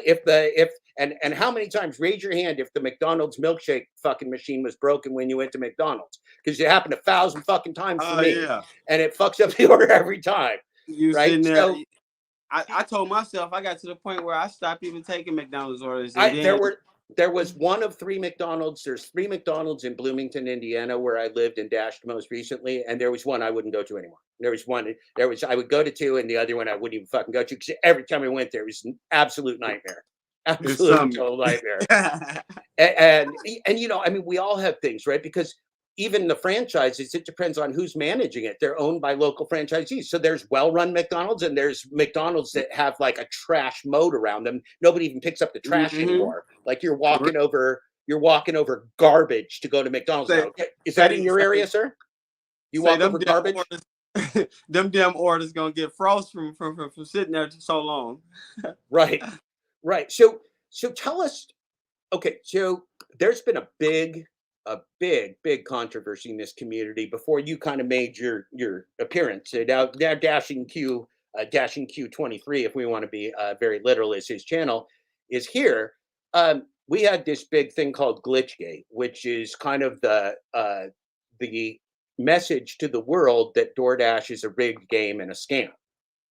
Because what we had gangs of people using multiple phones, using AdSense, using Pedro, using Zach's money plans, DrivesFast, using all these things to collaborate together and rig the system with both glitches and with multiple phones. So somebody going out like you and playing straight top dasher, they cheating you, man. They cheat and they're stealing your Cheetos. They're cheating against you, and they're doing that today, right now. So when you're out there doing that, and see, you were making some statements like, hey, I got this up to top dasher and it's working out for me right now. Remember, DoorDash also programs in a little grace period. They're going to give you a little extra success while they want you to be extra successful. They may even know, sir, that you're on the YouTubes today, and they may go, that Dashing Q23 is a pretty handsome cat. Let's make him a little extra successful. Now, that wouldn't be bad for you, but it might be bad for your fellow man, right? Right. Now, I definitely, I agree. I know, you know, and the whole thing about it is, you know, I say this constantly. I say, look, I tell people, I know what works for me is fine, but then again, they have it set up and rigged differently in every market you go to. You just have to figure out the nuances. Like, I know it's not in our favor. I say, but we can have this sense of illusion is in our favor to make the money, but you're going to have to put some time into it. Period. Like that's what it's going to require. Overall. And you're right there, but keep in mind that the Top Dasher program doesn't really exist. It's just a scam. The Top Dasher program is purely exists to convince you, to coerce you to take orders that you wouldn't take otherwise. Now, so I'll give you a caveat though. Okay. If you could stay Top Dasher, like let's say if you used a glitch and you could stay Top Dasher forever without losing money, that would be fine. But see, the point of Top Dasher, the only reason that they would give you an imaginary status, because remember, there's no real Top Dasher orders or regular orders. There's just orders. Right. Then they give them to you and go, well, I'm going to give you this peanut because you're a Top Dasher. And then the next day they go, I'm going to give you this peanut because you're not a Top Dasher. And then the next day they go, I'm going to give you this peanut because you're a Top Dasher. And you go like, well, that's great, man. Until you realize that they're going to give you the same peanut either way. Well, I've seen, because I got my Top Dasher in another mark. But what I've seen is, I would say, I can't even cap. I've seen a huge dramatic difference. I had it a month and I haven't here in this market. In a month I've had it compared to this month, tremendously different. Like, honestly. So I don't know if it's the tier programs, the different, but now they're regulating to the point where if you got a fucking low AR, you're gonna get, dude, you're not gonna enjoy your dash. Well, you ain't gonna enjoy it anyway. Like, you can enjoy it now. You can have a bad dash day over that, and as a Top Dasher, that we knew that. We knew that no matter if you had that Top Dasher status, your ass was gonna get bad orders regardless. You know, this is part of the algorithm. But the frequency I receive orders when I have a lower AR, I'm giving very transparent in all my videos. So what's going on with me, people gonna know. I'm gonna spill it out. So I'm gonna let them know. Like, damn, they let's talk about that.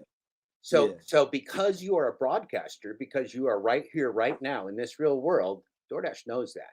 Okay. Oh, fuck And so yeah, hell yeah. they are giving you, Quentin Williford, Quentin Williford, they're giving you an experience that they want you to share with the world because very you are control- dashing Q23. So we can watch the show, right? This is a reality show that we're on. We can watch the reality show, but we got to know the producer is who? DoorDash. DoorDash is giving you the story. DoorDash is giving me the story. So you can come out here and you can say, I am a market of one, which you have, and that's true. We are all markets of one playing AI. And in my market of one, we're working. But see, this is more than just you being Quentin Williford. This is you being Quentin Williford and dashing Q23. See, so if I want results in Minnesota like Quentin Williford dashing Q23, then I got to do everything you do, which means I got to have a YouTube channel. I got to be your type of person. I got to speak like you do, because you are getting specific results because of who you are. Now, if I take any part of that out, if I take out how handsome you are, if I make you an old white guy like me, if I make you a woman, everything I do to change you is going to change your results because DoorDash is playing you. They want another successful black man. They'd love for that to be you. Now they want you to turn into a Zach's Money Plans and sell payday loans someday too. They'll come to you. If you're good enough, they're going to come to you with a chance to sell your people out, just like they did with Megan Risman. They do that in every form and fashion and walk.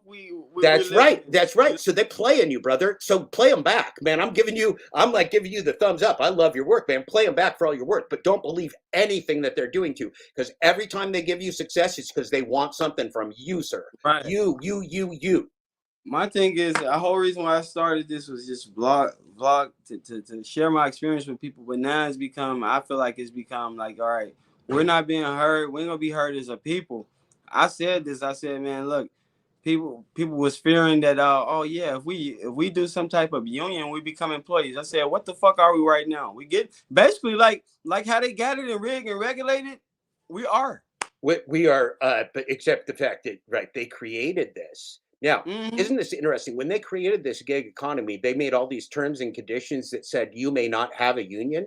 They don't have the right. They can't tell us we can't have a union. Like, they put shit in terms and conditions. They could have also told us, like, you can't have the moon in your backyard. Like, okay, right. But like, I ain't gonna have the moon in my backyard. It's no such thing. You can't. Right, for real. That's a total, because you know what they plan to do. That's why they got caught stealing tips and shit, because it was unregulated. Nobody ever done it before, so they can do anything. There are no rules. There are no rules, which means, again, so Pedro Poopy Pants Glitch Dash DoorDash Depends Santiago used to run around, and he still does, bragging to everybody, well, I'm not a DoorDash employee. First of all, if he signed a non-disclosure agreement with DoorDash, he would have to tell you he's not a DoorDash employee, even if he was. So, like, what are you gonna do? You watch the magician pull the rabbit out of the hat and go, like, I'm not a magician. Like, of course he's a fucking magician. He's Pedro, right? If you go in your bathroom, this is a trick, Dash and Q. I don't know if you know this. It's a little creepy, but it's going to be Halloween soon. If you go in your bathroom and you say Pedro with the lights off 3 times, he'll appear in your mirror and he'll go, "You will not talk about me. I am Pedro." That's what he'll do. What's crazy about that is, it's like I only seen I don't know much of him from afar, but because that's how I've been. And so I've been checking out everybody's content as well, but I've periodically stopped in. But I've been getting everybody been saying stuff like that, but I don't let nobody. I really observe a person, and he gonna show me who he are himself. I don't want to be the one. I don't even know him. As far as I've seen a few of his videos, and I mean, I kind of like the guy. I just don't know. I don't know about him per se. But well, see, this is the thing, though. It's like, okay, so I do think you're very likable, at least to me. You're my kind of guy, like, that I could watch, talk, and I could chat with, and whatever else. And I mean, we get on fine. Now, everybody that ever broadcasts to you, whether on TV or something else, wants to come up off as an appealing person that you'd want to watch, or they wouldn't be on the broadcasting tubes coming off as a person you want to watch, right? They'd play the evil character and they'd disappear very quickly. But see, you got to look at the motivations, because it says Pedro sells payday loans, right? Zach sells payday loans. Kim sells payday loans. So when you look at the motivations of scumbags selling dog shit to the people, you don't have to look any further, because if they're willing to sell out their own people, now Pedro's also one of the many liars of Glitch Dash. right? So So he Pedro he didn't tell the people took the how he cheese, was huh? really making money. He Pedro took the didn't tell cheese, people. huh? Go ahead. So he took the cheese, the bait, huh? Oh, Pedro take all the cheese. Pedro is the cheese. So Pedro takes all the cheese. Now Pedro got demonetized, brother. Pedro got demonetized. This is Pedro Day 2023 because tomorrow Pedro finds out if he gets remonetized for stealing people. He was stealing people's content and making hundreds of thousands of dollars stealing people's content and reusing it without permission. So Pedro got fully demonetized on his big channel here. So Pedro speaks for himself in terms of his fraud. So does Zach. So do all the others of their ilk. Steve Johnson of the Hide Share Hodeo, all those kind of things. But see, they're going to come to you, or they used to come to people like you when you were new in the space, and they put pressure on you. You got to come on our show. You got to be our friend. You can't talk bad about anybody. You can't talk the truth about anybody, right? You can't say what you want to say. You got to be part of the club. Yeah, go ahead. Blizzard funny. He said, we don't need a union. We need to close the border. Pedro? He cold. Pedro did? No, that's what OZ said. Was it Blizzard? Blizzard? We don't need a union. Blizzard, that's fucking stupid, man. Borders are there for the oligarchs, man. Those guys go anywhere they want. They just don't want us to be able to leave or get in. Those borders are there to trap you in, not to keep other people out. You trapped in. Yeah. Nobody wants you. Nobody wants me.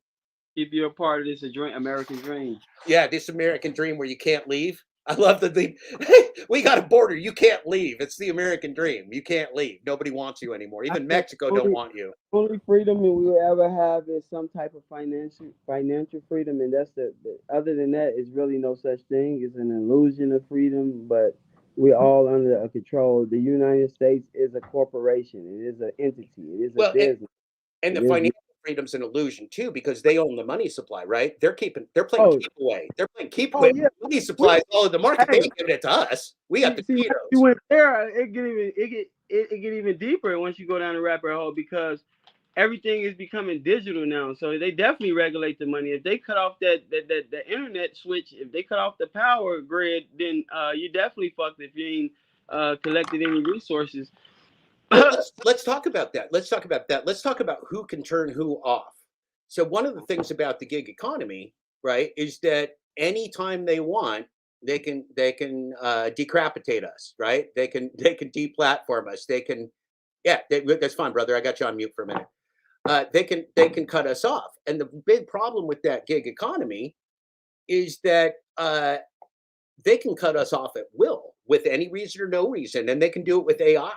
And that doesn't, and there's not humans behind the scenes looking at why you got deactivated, why you got deplatformed, why you got decapitated, why you're now going to lose your car or your house or not be able to buy groceries or not be able to buy enough gas to get home. There's nobody looking at that. That's done by AI. And so, there's been many broadcasts over time where gig workers put up like, is this the end of gig work? Is this the end of DoorDash? Are they mass deactivating us? I don't know, maybe not, but they certainly can anytime they want, can't they? They certainly can. Anytime they want, they decide this dash and Q this guy just talks a little bit too much in a way we don't like. How do we get rid of this guy? They can just decapitate you, man. They'll just deplatform you. They just turn you off. And they say, well, you have a customer complaint. And you go, which customer? They go, we can't tell you that. And that's no shit. I mean, for anybody that's not big in the gig economy, this is a fact, right? They will, if you get a 1-star rating and a complaint, they will not tell you who did that, right? And so if you did 20 orders today and you got a 1-star and a complaint that somebody says that you violated terms of the agreement, they won't tell you who that is. You got to play a guessing game. You got to play your own fucking guessing game to guess which one might have gone that wrong. And so it could have been them. Yeah, could have been. Dude, I did 5,521 deliveries and I never did a contract violation. It weren't me. When people stole the food, they stole the food. I didn't lose no food. No food. It just doesn't happen. And so, but this is all punitive on the gig worker, right? We don't have any rights. Why are unions there when there were unions? Well, because that way they couldn't just walk in on the day you're working before you go home and go, hey, don't come back tomorrow, motherfucker. We don't want you anymore. They can't do that if you have a little bit of protection. We have zero protection. None. That's why I said, some people don't understand what a union represents. It's really the people who's fucking grinding and working. That's pretty much what it is. It's like, so nobody won't do you any type of way. You are working, like whether you believe it or not. Yeah, you're an independent contractor, but look, the way DoorDash and these apps regulated now, it's working. You get a W-2 anyway, right? But look, so there's no difference, man. See, people want to play like those are governmental papers. When you get up in the morning, if nobody told you, you wouldn't know which governmental regulation you were working under. This is more to fleece us. They told you a whole bunch of propaganda told you W-2 is a bad thing. Go to the gig economy. Why do you think they told you that? Because it's fucking good for you? No! Right. For fuck's sake, they told you that because they're going to enslave you with it. Why did they take away all your employee rights? To do you a fucking favor? To let you drive your own car? Sure, that's why they did it, because they know you like your own music. They just want to be nice to you, those corporations. I mean, look, when you say it that way, it's a joke, right? All we can do, brother, is laugh. For real. All we can do is laugh. It's like, and my thing is, you know what? You can do something about it. And the one thing you can do is, look, I can't win that fucking game, but I can learn how to play ball with you. And that's what I'm doing. That's what I'm going to try. Look, no matter what, I don't care what nobody. I'm gonna learn how to play ball with their ass. Look, and I say play ball with them. Now I'm saying I'm gonna win the game, but all I need to do is play ball with them. Right, and all you got to do is play you. Right, all you got to do is play you. Don't worry about any of their programs. Don't worry about any stuff up. Just use them way better than they're using you, and you got the intelligence to do that. Know why you in this shit. Get what you can and use it as a stepping stool to do something greater. That's the whole. But you have to recognize, and this is where I first broke with the Pedros and the Zachs and the Kims of the world. It wasn't about Glitchgate or the fact that they were scam artists lying to you about how they did what they did, which they all were. These are all liars who lied to you and were cheating the game for years while telling us they weren't, right? So these are not credible people. But the reason they could do that, the reason they could fleece you is that the rest of us didn't collectively know we were being gamed. And so we were trying to play by rules. We were trying to be a top dasher when they told us top dasher would help us. But it wouldn't, right? But top dasher for most people. And see, now that you say that, that's crazy because all that time they wasn't on to it. DoorDash was not on to it, and they was, damn. Well, I think DoorDash was onto it, but you got to realize. So this is kind of one of those things, and this is why I was so interested to talk to you when we've never talked before. Is that it can just be kind of this free-ranging conversation about what's really going on here, right? Like, just what are we doing? Because here's the thing: DoorDash depended upon the fact that people didn't know they were in a fake market. They didn't know when they go out there that DoorDash controls how many drivers are on the road. DoorDash controls how many orders go out. DoorDash controls everything. DoorDash sets a target amount, my brother, that you are going to make today, whether you're top dasher or not. And so if you're top dasher, not top dasher, anything else, you're going to make a certain amount of money because DoorDash says you're going to. Now, DoorDash can also, and they send you to closed restaurants, brother. You went to some closed restaurants this morning. They sent you to closed restaurants on purpose because that's how their system is set up, because they want a human being to go check that closed restaurant. They fleecing you, brother. They fucking you. So you're getting top dash to closed restaurants. How top are you? Are you at the top of the bottom or what? I experienced like the other day. I went to Walgreens and they processed the order, but I'm like, how the hell y'all process the order, but the pharmacy closed? Like, that's right. That's right. They send you to pharmacies that aren't open yet. They did that to me in Bloomington all the time. They said every time they send me to freaking Napa Auto Parts at 7:30 in the morning. I knock on the door and the guys are like, "We're not open till 8." And I'm like, "Well, can you give me the thing?" They're like, "No." I'm like, "Well, fuck this. What the heck? But DoorDash doesn't know what time their fucking vendors open? Are you shitting me?" It's fucking logistics company. It's a logistics company, brother. They don't know what time the fucking doors open. That is finesse. That's a super. They do that too with the peak pay. They finesse you and bring you out with the peak pay. They put this fruit over your head like, "Oh, we got this offer $1 out. Come out and look, bring all the drivers out and then dry the map up." Yep. And so they're using you right now, Dash and Q. They're using you as a new marketing tool to fleece people into being a top dasher like you're doing. So I'm not telling you don't do it and don't talk about it, but when you do, remind everybody it's a scam and that you might just be winning today, but you're going to lose tomorrow. Now, see, that's playing their game. You're playing 3-card Monte, right? They're cheating. And so as long as you know they're cheating and you know how to beat their cheat, go play every once in a while. But don't tell your friends and your mom to go play the 3-card Monte guy on the street because they're going to leave without their pants, right? Right. I'm really, you know, what I'm doing is I've done research on this. I'm still doing my research, and what I'm doing is I'm testing it for myself. I've heard everybody say this. I've watched countless of videos of everybody give their So perspective on it. here's what they really use the glitch for. The glitch isn't necessarily going to make you more or less money. What the glitch allowed people to do was present false opportunity. It allowed people like Pedro and Nugs and all the broadcasters out there to Sin City Deliveries to present you a false opportunity. So they would say, hey, bullshit. So he was doing it too? Yeah. Oh yeah. Which ones? Sin City. Oh, Sin City is they call him Glitcher. Sin City is one of the OGs of the fraud. Oh, yeah. He was selling it. He was doing, and by the way, if I was a lawyer, which I'm not, I would be worried if I was Sin City's that I committed wire fraud, which is a felony, because Sin City was actually selling this information online. Okay, for a long time, for months. So this scam has been around, but see, right? This is like insider trading. This is an insider scam. Yeah, for real. They were all profiting while we all lost, which is why a lot of the community is here with us today. That's so angry. They're like, oh no, these people. So I'm going to read this message real fast. DoorDash Rick says, Jeff, your insights are good, but the name calling of content creators is childish and it dilutes your message. Well, see, that's the point, Rick. I want to call them names because I need you to know that anybody that is selling you lies and glitching you, anybody that's selling you payday loans and selling your fellow humans payday loans is not a credible source and they're a piece of shit. So, Rick, if they don't like being pieces of shit that are predatory on their fellow humans, they should probably stop, would be my suggestion. I don't know. What do you think, Q? I just feel like, look, different strokes for different folks.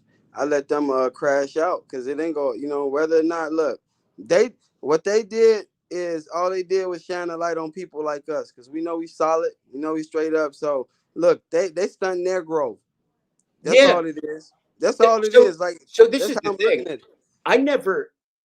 So I am not an IT guy. I was studying DoorDash and the gig industry. So I did 5,521 DoorDash deliveries. I was never taught Dasher. I never paid any attention to any stats, and I never had any status. The absolute best scenario that I ever found for DoorDash is to dash in the area where you live, such that you can just be home chilling and not waiting in parking lots. Because as soon as you go waiting in parking lots and driving around waiting all day, they're going to drive you crazy. They're going to gaslight the shit out of you.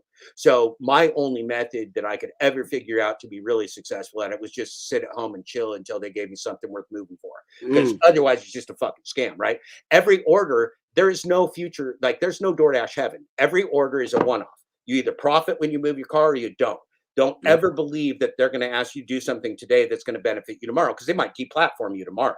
They might. You never know, and then So no, I tell you, I do all this with a grain of salt, and it's pretty much because I was doing some shit that was way riskier than this. Right. I was out the streets hustling. I was doing, you know what I mean. So this is minimum. Yeah. So that's awesome, and the fact that you know that and you know that paradigm is excellent, but. Don't we want the world? I saw you kissing your honey goodbye. You got any kids, Quentin? Yeah, I got a son. Okay, so I got 2 kids. They're both adults, but I got 2 of them. Don't we want our kids to live in a world where they don't have to play rigged, gamblified scams to survive? Oh, all day, and that's why that's why I'm here, brother. That's why I'm here. That's why I tell people. I tell people, and they're like, "Oh, are you worried about deactivation and all that?" I said, "Well, look, I guess I'm Huckleberry today. Then it's like I'm not going to just sit back now."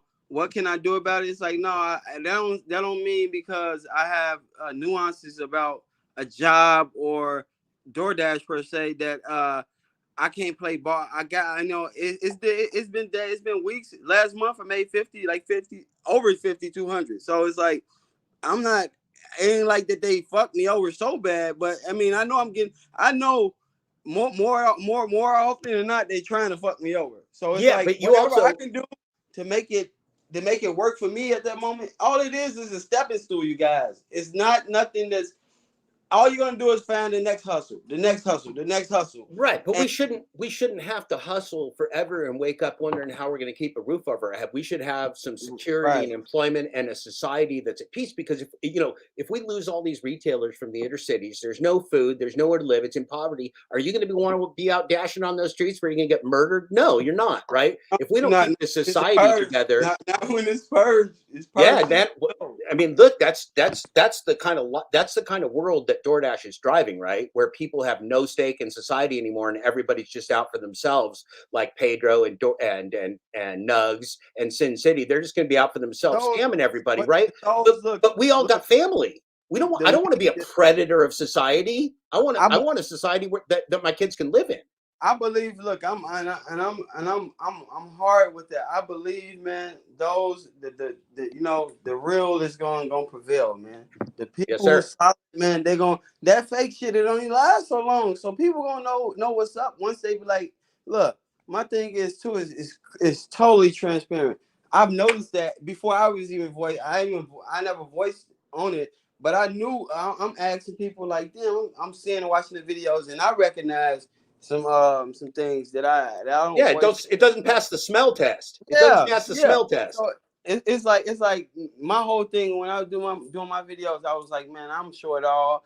If I gotta go live and just let them see it rolling, whatever I gotta do to show transparency, it is no lie. Look, and I have nothing to hide. I have nothing. I don't want you to lie to you or nothing like that to get you to view the video. My whole point of doing videos to show people what the experience like for people who would like to do it, and also utilize this platform, these apps to do something greater. Invest in myself, pay off whatever I have to do. Use it as a stepping stone to progress in life. Look, the main thing, 90% of your problems are what?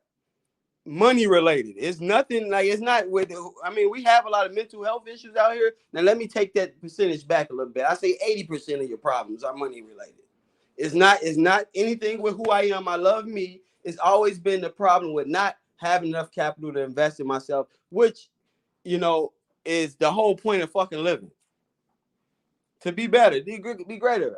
I just said here, I truly believe our only freedom is some sort of financial freedom. Other than that, there's no freedom. Right. Well, so here, this is the problem. Is that those oligarchs and corporations have hoarded the money supply. We don't have any. So this is the thing. This is why this scam is going to fall apart, Q. Not because of you or because of me, but DoorDash is destined to fail because it's a global scam. And so the AI has to fail, because if AI doesn't fail, we will. It's going to be either AI rules the world and humans are dead, or we survive and AI is going to take a huge step back. That's going to be the two-way we go.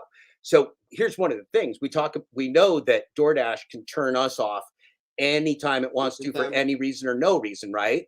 But the same thing goes for us. All we got to do to put DoorDash out of business, we all deleted the app off our phone today. We can go out and delivering tomorrow. We can go out and make more money delivering tomorrow without DoorDash, because it's just a parasite.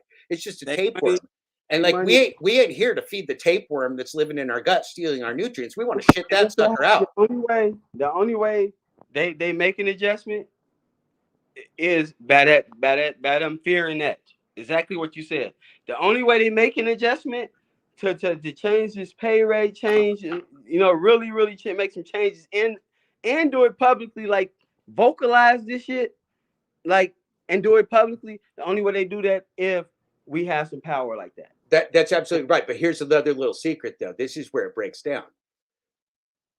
There's a dual impossibility scenario with corporate AI, which means that the people that built it can neither explain it nor understand it. Right? It's a monster. They built the Frankenstein, and they can't control it either. So it's just going to eat humanity. And so what that means to us is that DoorDash could not reform this system if they wanted to, because if they reformed the system to pay us properly, they couldn't stay in business. So DoorDash is going to die because it's going to die, not because I want it to, not because you want it to, but because it's a global fraud that doesn't support making money. Now, there are people out there that want to profit off the global fraud as long as possible. Those are the traditional gig tubers like the Pedros and the Steve Johnson, Rideshare Hodio and Rideshare Guy and all that kind of stuff. Now, some of them do some good stuff, but they also sponsor a lot of fraud. And so we can't have that. In fact, people want to ask, why are you mean to Pedro? Why are you mean to Steve Johnson, Hyde Chirahodio? Why are you mean to Steve Askin 13, who used to be DoorDash?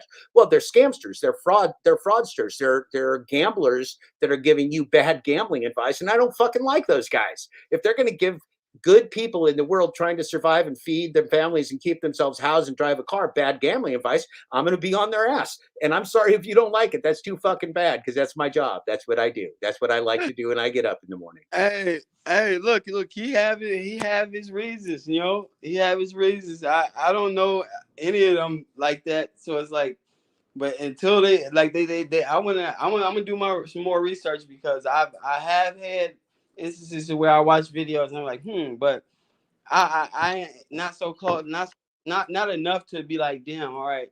But well, my brother, that's why I wrote a book. So my book is free online for you, man. You can listen to the first you can listen to the first 3 chapters of my audiobook and the introduction while you drive today for free. You can just go to Substack, you go to any podcast, you'll be on the podcast channel too. Look, I fucking just buy it, dude. It's not for sale yet. It's going to be out in December. It's going to be out in December. I'm gonna make it available to everybody. See, you talking about we shouldn't hustle. Look, you hustling me. You just hustled me. Nah, I ain't never made a penny off this shit, brother. I'm a civil rights guy. I don't do this for money. For sure. I'll hustle you though. You just wait. I'm gonna profit off you like crazy. Why don't you add the name of the pod? I do that right away. I subscribe. Yeah. It's the Full Disclosure Audiobook and Podcast, and I'll do that. I'm gonna tag you. You know how this is. We on live. Oh, let me write it down. And so if you go to the early episodes, the first few episodes are the introduction and chapters 1, 2, and 3. And chapter 2 is really a special one to me, because it's my open letter to drivers.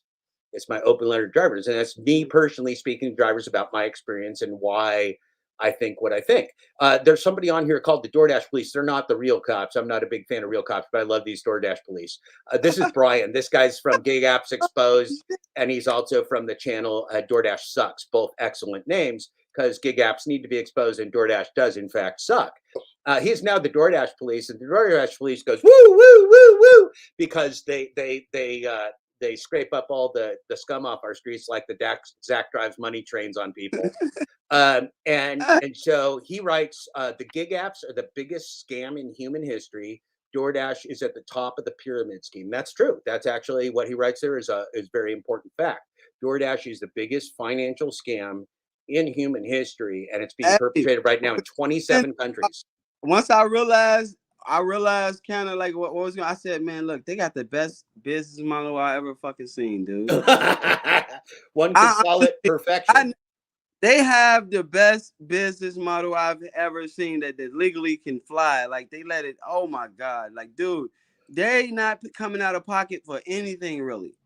Like, if anything, DoorDash is literally just they provided the service and just let the customer, fight with us over what can pretty much. Oh, they want to turn us against each other. They want us fighting in the streets while they profit, man. That's how why do you think the Pedro dipshit DoorDash Depend Santiago was selling the no trip, no tip thing for so long? Because he was dividing the people. He was riding around in his car. And he goes, those fucking clowns, those evil clowns. Pedro just spending all the hate all day on the consumers. And other people do that. I hate these guys. I'm like, well, why are you taking the order then, dude? That's funny. I mean, you go around hate people all day for a profession? You're a fucking idiot is what you are. That's crazy, dude. I remember, I've seen the, you know what, too? A lot of the content that filled me in is the shorts. Like, so I was catching a lot of his shorts and stuff, but that's funny as hell you said that, because I hear it now. That's why I hear no tip, no trip. Well, it doesn't make any fucking sense, because DoorDash is the one running the scam. DoorDash gives you every order. DoorDash gives you a certain amount of orders that have a tip. They give you a certain amount of orders that don't have a tip. DoorDash discourages people from making tips. That's crazy you say that too, because look, I was noticing, like, unless I stay on overnight and type shit, they would cap me out at about $200, $250 a day, $200, and anything other than that, it'd be hot, and they slow me down, like, literally. Oh yeah. So this is the thing, right? They're gaslighting you, they're manipulating you in everything you do. Now you joined a good club though, so you put yourself on the U-Rubes, so now they're watching you on the U-Rubes, and they might throw you a couple extra bones. They might also deactivate you if they don't like the way you're doing something too, right? Like they did to the glitch dash. Somebody reported the glitch dash because he was telling too much of the truth, and they deactivated that guy. They decapitated him. Wondering how I should have known, but you should have known once they let you let one person find out about that glitch, and it got out to another person. You should have known it was gonna catch on sooner or later. It was gonna catch on. Well, see, they kept it secret for a pretty good long time because they were making a lot of money off that, selling that to each other and lying, and they got to make lots of good videos. See, Pedro and Nugs went out to I think they went to Vegas. I don't remember where those idiots went, but they went out and did an idiot fest where they went out and lied to you and scammed each other. It reminded me of playing Monopoly when I was a little kid with my brother and his friends. Like all three of us cheated shamelessly, and so it was just a game of cheating. And it was really fun. Like we played Monopoly cheating version. And I think lots of kids did. We all stole out of the bank. We embezzled. We ripped each other off when we went to the bathroom, right? But that's Pedro and Nugs, man. They just play the cheating Monopoly that kids play. Dog, if I wish I had a glitch, I wish I had a damn glitch. All the dashing I've been doing. Well, you do got it, brother. It's called airplane mode, and it's very easy to do, and nobody's ever been deactivated it for that we know of. But I ain't gonna be the one to test that shit out. but it's not tested. I mean, people are doing it all day, every day. This is what they do because I heard about it. Right. And so, airplane. But I ain't really need. Look, I've been. You know what? This is why I haven't used it. I've heard about it probably. What was that? Like a month and a half ago. Right after the time I started researching the dashing, I've heard about it. But I was dashing so good, and I was. That's right. Like you said, I was doing great. So Ken, this is think of the glitch. The glitch isn't going to make you more money necessarily because DoorDash controls that, but the glitch is going to change the perception, which means you could stay home and glitch for a day to get your AR up and then go dash tomorrow with a high AR instead of having to take bad orders to keep your AR all right, or having to reject all those bad orders to keep your AR high, or whatever you got to do. You don't have to play their silly game. You can just cheat and then go out and make a video. Yeah. So that's what all these folks were doing. They were more using the glitch to cheat and lie and get themselves into top categories and things, while the rest of us were sucking what we call hind tit. And we were taking the $2 orders because we wanted to be a top dasher. And if you turn down orders, you can't be a top dasher. So it's more of a big picture scam. It's not the key to riches. You can't just do the glitch and then you're going to get rich. It's the way you can misrepresent yourself and cheat the game a little bit. It gives you an advantage. It gives you a huge advantage, actually.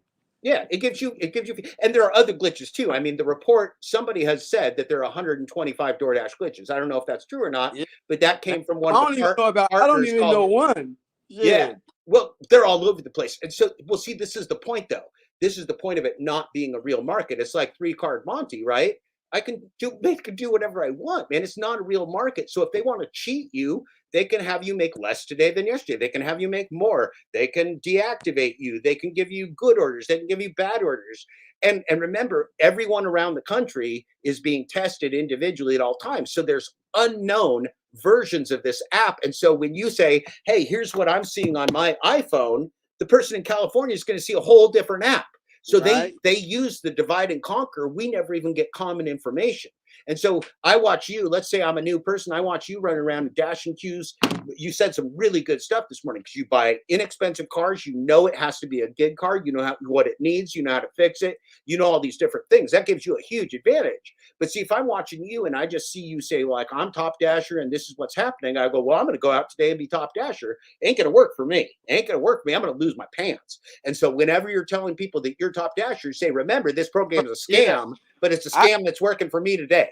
I asked him what I asked him too. I asked him, man, what's going on? I tell him too. I really get a feel for when somebody asks me, period, I tell them off the bat, because I show it all. I ain't had the bet. It ain't been peaches and cream. I've had moments. I show all my moments. So it's like it don't, with or without it, but I've noticed a huge difference as far as when I didn't have it. Look, they unscheduling me. DoorDash is pulling the most. Like, literally, and I think it's like you said, I don't know, this is me speculating here. I think it's to push me to get the top dasher because... Oh, yeah. Look, man, they want your handsome face advertising for them. Look at how handsome you are. Dude, I'm getting literally, like, I'm You're a star. A week out at a time, and then for some reason, I get up to dash, about to hit the dash now button. I hit the dash now button, they let me do a delivery and kick me off the schedule.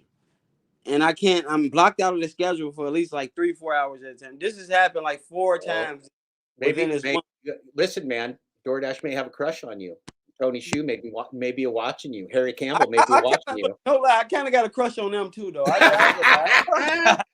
Oh yeah, I'm positive that woman that kissed you before she left is better than DoorDash. I'm just fucking positive. Oh fuck yeah!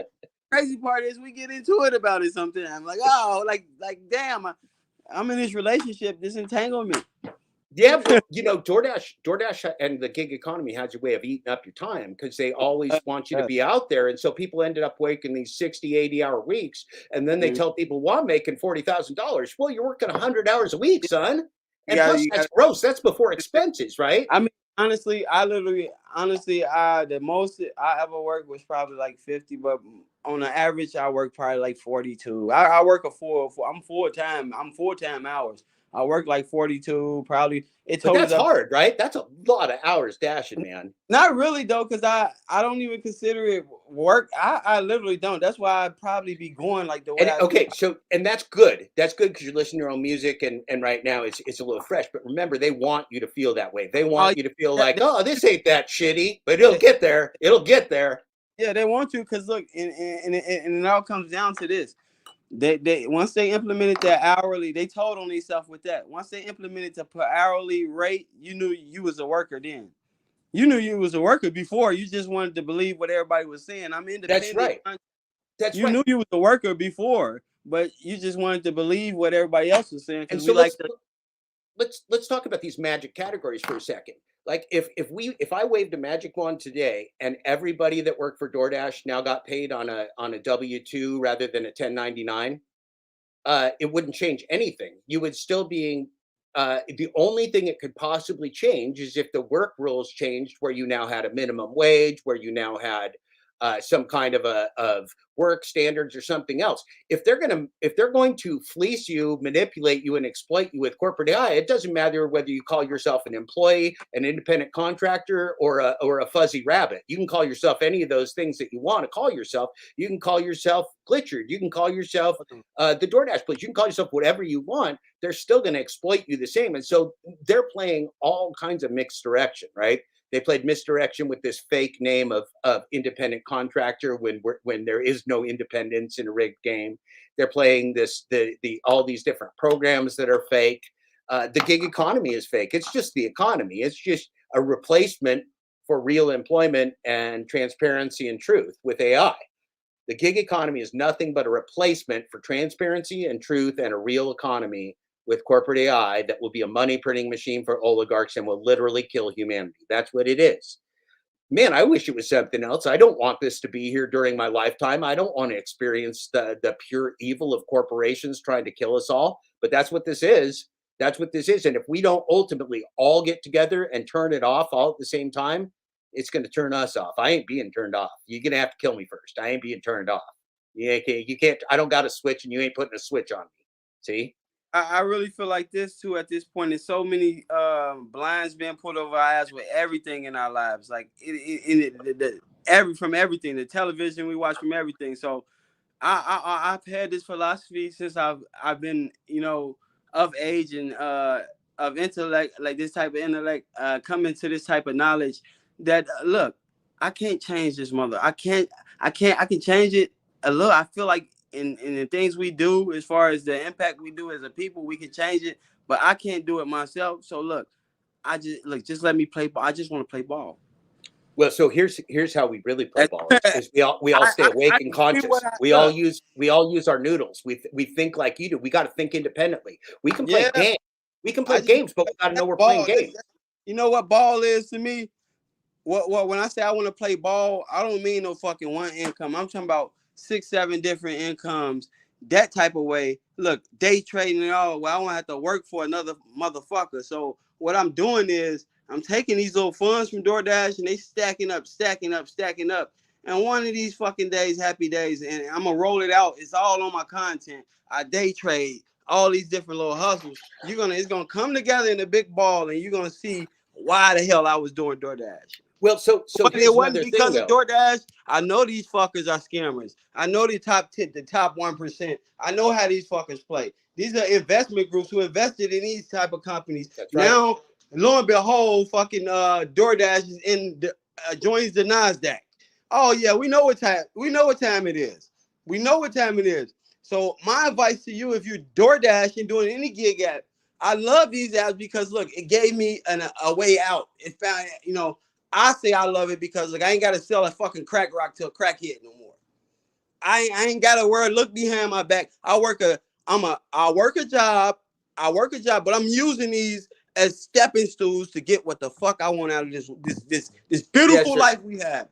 Yes, sir. And as It's a long dirty as we game know, as long as we know that these stepping stones are games, right? So we're playing It's Mario Kart. It's all a We're game. playing Mario Kart. So you're a good Mario Kart player. They're playing you to play Mario Kart today. Play Mario Kart, but don't think it's not a game.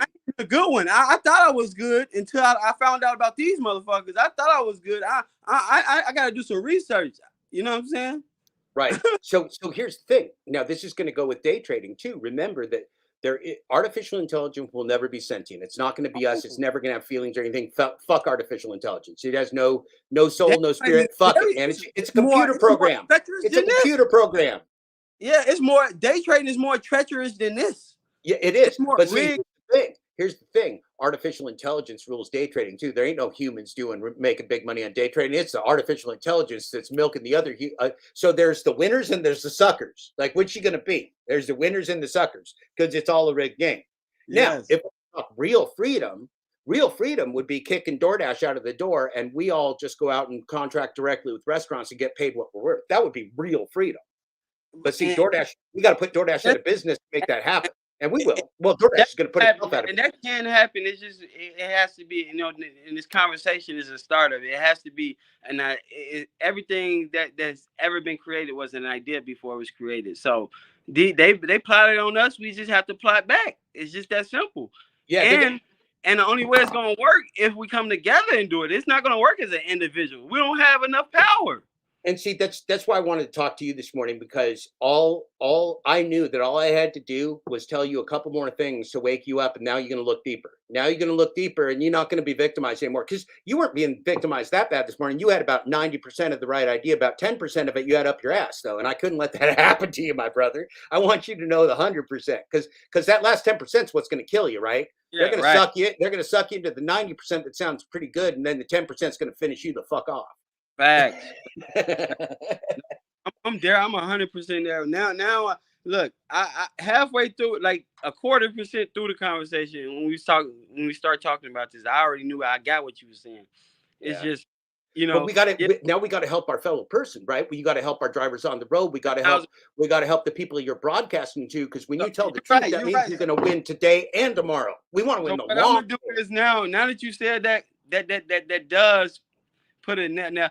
I'm gonna make sure I be very detailed about it, as far as the intricacies. So and think like anything that they do to you, like if you get a reward for Top Dasher, go, why are they giving this to me? What do they want from me? Oh yeah, everything they're giving to you, they want to take back. Everything they're giving to you. So if they give you a funny prize today, that's because they want something from you tomorrow. And you just think about yourself, what do they want from me? What are they going to try and get me to do for this? Because these are poverty pimps. These are poverty pimps. They're selling you poverty. Poverty pimps. $2.50 for 10 miles. That's what they want. Yeah. Go walk off a cliff for $2. They said it's a good idea. Pedro said so. Pedro said it's a good idea. Go get your flat tire. And pay that $200 for this damn $10 order. This $8 order. Ida Hat said something really important here, and it's like this God's voice. Here's the problem. Is that when we take black box AI, it's impossible to understand, it's impossible to explain, even for DoorDash. So when we take that black box AI and we put it out, it's like the God speaking, right? They know everything. They know the consumer, they know the merchant, and they know us, and they know the market, and they know the price, everything. This is like an omnipotent God playing you. You are a non-player character, right? You're just a little robot. You are now an icon of AI. It doesn't matter what you think you are. You're an icon of AI. Now, you got to just remember, they're putting you out in one of the riskiest jobs in the world, which is last mile delivery driving. 1 out of every 5 professional company-employed Amazon drivers was injured on the job in 2021. 1 out of every 5. I didn't say 1 out of every 5 had accidents. Probably 90% had accidents, but 1 out of every 5 was injured on the job. So if you want to know how dangerous this is, and they want you to use your own car, your own insurance, your own food, your own time, your own maintenance, your own phone, everything else, like this is the most horrible scam. Let's look at this from a money perspective, just real quick. So if you have a W-2 job, there's something called a loaded cost of employment. So if I'm 7-Eleven and I'm going to hire Q to come work at my counter, I might hire him at $10 an hour, but it's going to cost me $16 an hour to employ him because I got to pay Social Security, I got to pay payroll taxes, I got to pay state and local taxes, I got to have all this infrastructure to employ Q. It's going to cost me $16 an hour. Now, what if I could waive the magic 7-Eleven gig economy? And this would happen someday if we let it, that 7-Eleven counter people will now be people that don't work for 7-Eleven. They'll just be gig workers that can work a register, and all the registers will be the same. So we'll just pull in any gig worker to work the register. So, but give me just one more minute while I explain it. So if we go from $16 it takes to employ you at 7-Eleven. Now, if I make you a gig worker, now I'm just going to give you $10 to work at the counter at 7-Eleven as a gig worker. So I'm saving that $6. Now, wait, there's more. But see, you got to buy your own uniform. You got to pay for your gas to get there. I'm going to send you on errands and deliveries on 7-Eleven in your own car. And so you're actually going to come home with $6 an hour. So you just went from 7-Eleven, me, Mr. Corporate CEO of 7-Eleven, because I went to Duke Business School. I'm an oligarch. So I am now going to take an employee that I used to pay $16 an hour, and I'm now going to get him at the bargain price of $6. Am I winning or not? Am I winning? I'm a winning motherfucker, right? He's super winning. That's the gig economy. I just explained the entire gig economy to you. You make an employee and you make him an independent contractor who pays all his expenses and isn't independent. You're a winner. That's the most evil plan in the history, man. It's called slavery. Pay none of the medical, none of that shit. They winning. Nothing. Oh shit! I don't even know you. Wait a minute. It ain't whether I pay you. I don't know you. I have never heard of you. You're not on my financial statement. I don't know your name. I don't pay you. On top of not paying you base pay, like not paying you nothing. Dude, listen. There's going to come a time where they're going to want you to pay for a license to do gig work to be enslaved.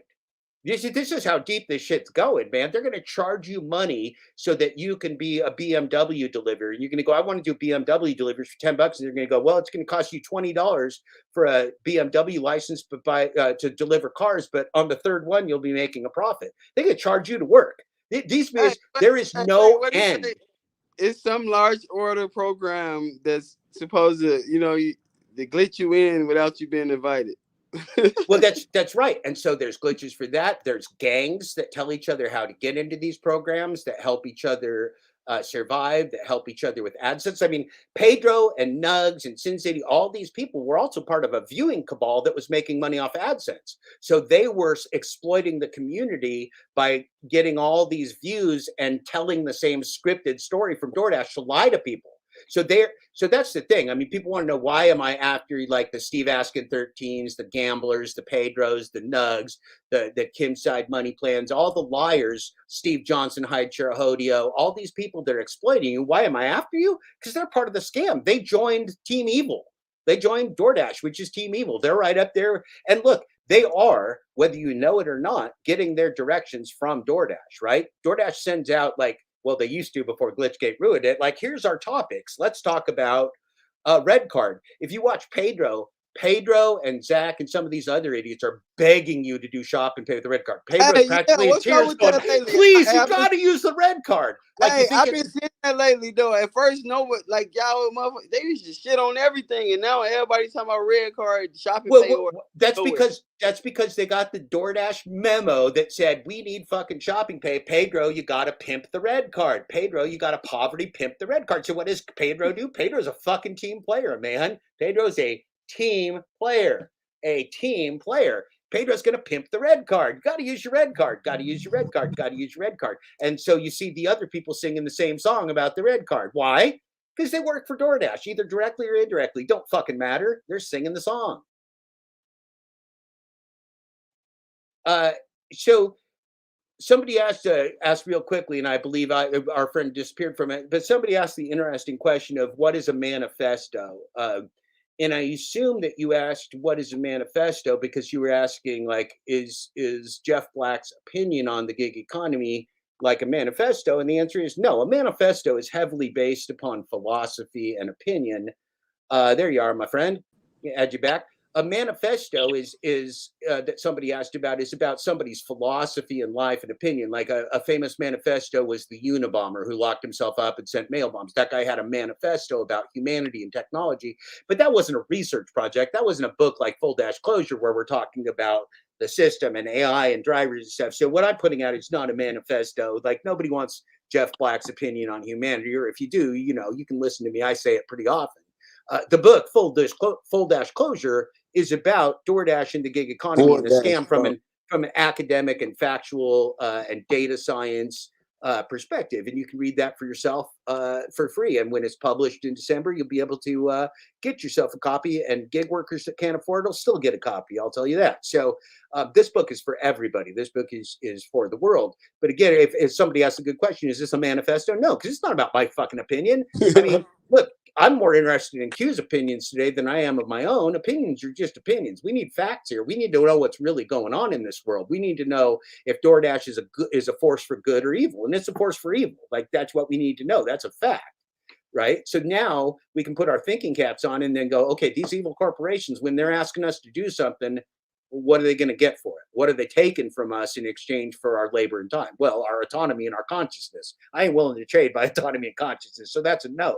Right. I might trade my time for money, but that's called a job. Right. It's a job. Right. So I ain't trading my time for happy wishes and unicorns. So I don't need happy wishes and unicorns. I need a job with some fucking guaranteed pay, with some benefits, with my expenses paid by the corporation that's driving those expenses, and with me not getting killed by inflation and gas prices. That's what I fucking need, and that's what you fucking need too. Like just because we dipping in the sewer to feed ourselves right now doesn't mean that's the way we want to live. That's why I say this and tell people it's not the all ends be all. You shouldn't just resort just to this. You also should also research and study on other ways you can make money. Don't rely on just one source of income. Because we got to go back to the risk. We have no security. I really feel like there's no security in anything these days. There isn't. Jobs. There isn't. These guys could turn us off for any reason or no reason overnight and leave us in destitute conditions. So here's the thing. Best defense is a good offense. I'd turn them off before they turn me off. What do you think? Facts. You got to figure out the best way you can do it. You got to figure out the best defense is a good offense. We don't want to be on the defensive against AI. They're going to beat our pants off forever. Look, man, this is science. This is the biggest scam in the history of the world perpetrated on humanity. We're going to have to join together to beat it. That's just a fact. That's the only way, man. The only way. Well, my brother, it has been more than a true pleasure to spend my morning with you, both in your chat and mine. I think you're going to put this up on your channel, I believe. Yeah. I'm going to put this up on my channel. It's already there. You have my permission, sir, to share any and all of my work in any way you want. You don't need to ask any permission. You can share my old videos, my new videos. You can share my book. You do whatever the fuck you want because I like you. I'm gonna check it out. I'm gonna let you know. You know, I'm gonna get my criticism on it. You know. Yeah, do it, man. Do it. Hey, look. There's nothing that I would like. I have not had anybody give me a correction yet, but no writer likes to put out bad information. Anybody find a correction for me in my book, I'll be the happiest guy ever because I don't want to print things that ain't true. Right. I don't want to print anything that ain't true. You find out where I'm wrong. I'm most definitely let you know. Yeah, for sure. Well, this has been some episode of the Full Dash Closure Audiobook and Podcast. My friend here is Dashing Q, also known as Dashing Q23 on the YouTubes. You can see him both on his channel. You should also go over to my friend's Hot Facts with Robert Reese, watch an excellent 1 hour plus video with Dashing Q and Robert Reese talking. I think I even called Robert Reese at the end of that video. I may have because I got a little crusty. Yeah. And so you go watch that. I am Dad Dash, Jeff Thomas Black, and we're going to see you later. You all have a good college football Saturday and go Ducks, right? Oh, no. Go Colorado. Where are we going to go? What's your team, Dash and Q? I'm a fan. I'm a huge fan. It's not so much of a team, but I'm a huge fan of Triumph. I'm a huge fan. I want to see Colorado do something amazing this year. All right, Colorado. Well, the Ducks, we whooped their ass a couple weeks ago, but I'm gonna be rooting for Colorado against USC today. That game is probably about in the second half right now. When we logged onto this, it was 7-0 USC, but I don't know what it is right now. But yeah, We'll find out. It's tough one. They're gonna have a tough game. So Yes, sir. Yes, sir. Pac-12's tough this year. Hey, everybody, have a great day. Thank you, my friend Dash and Q, Quentin. Yeah. Peace and love, brother. Yep.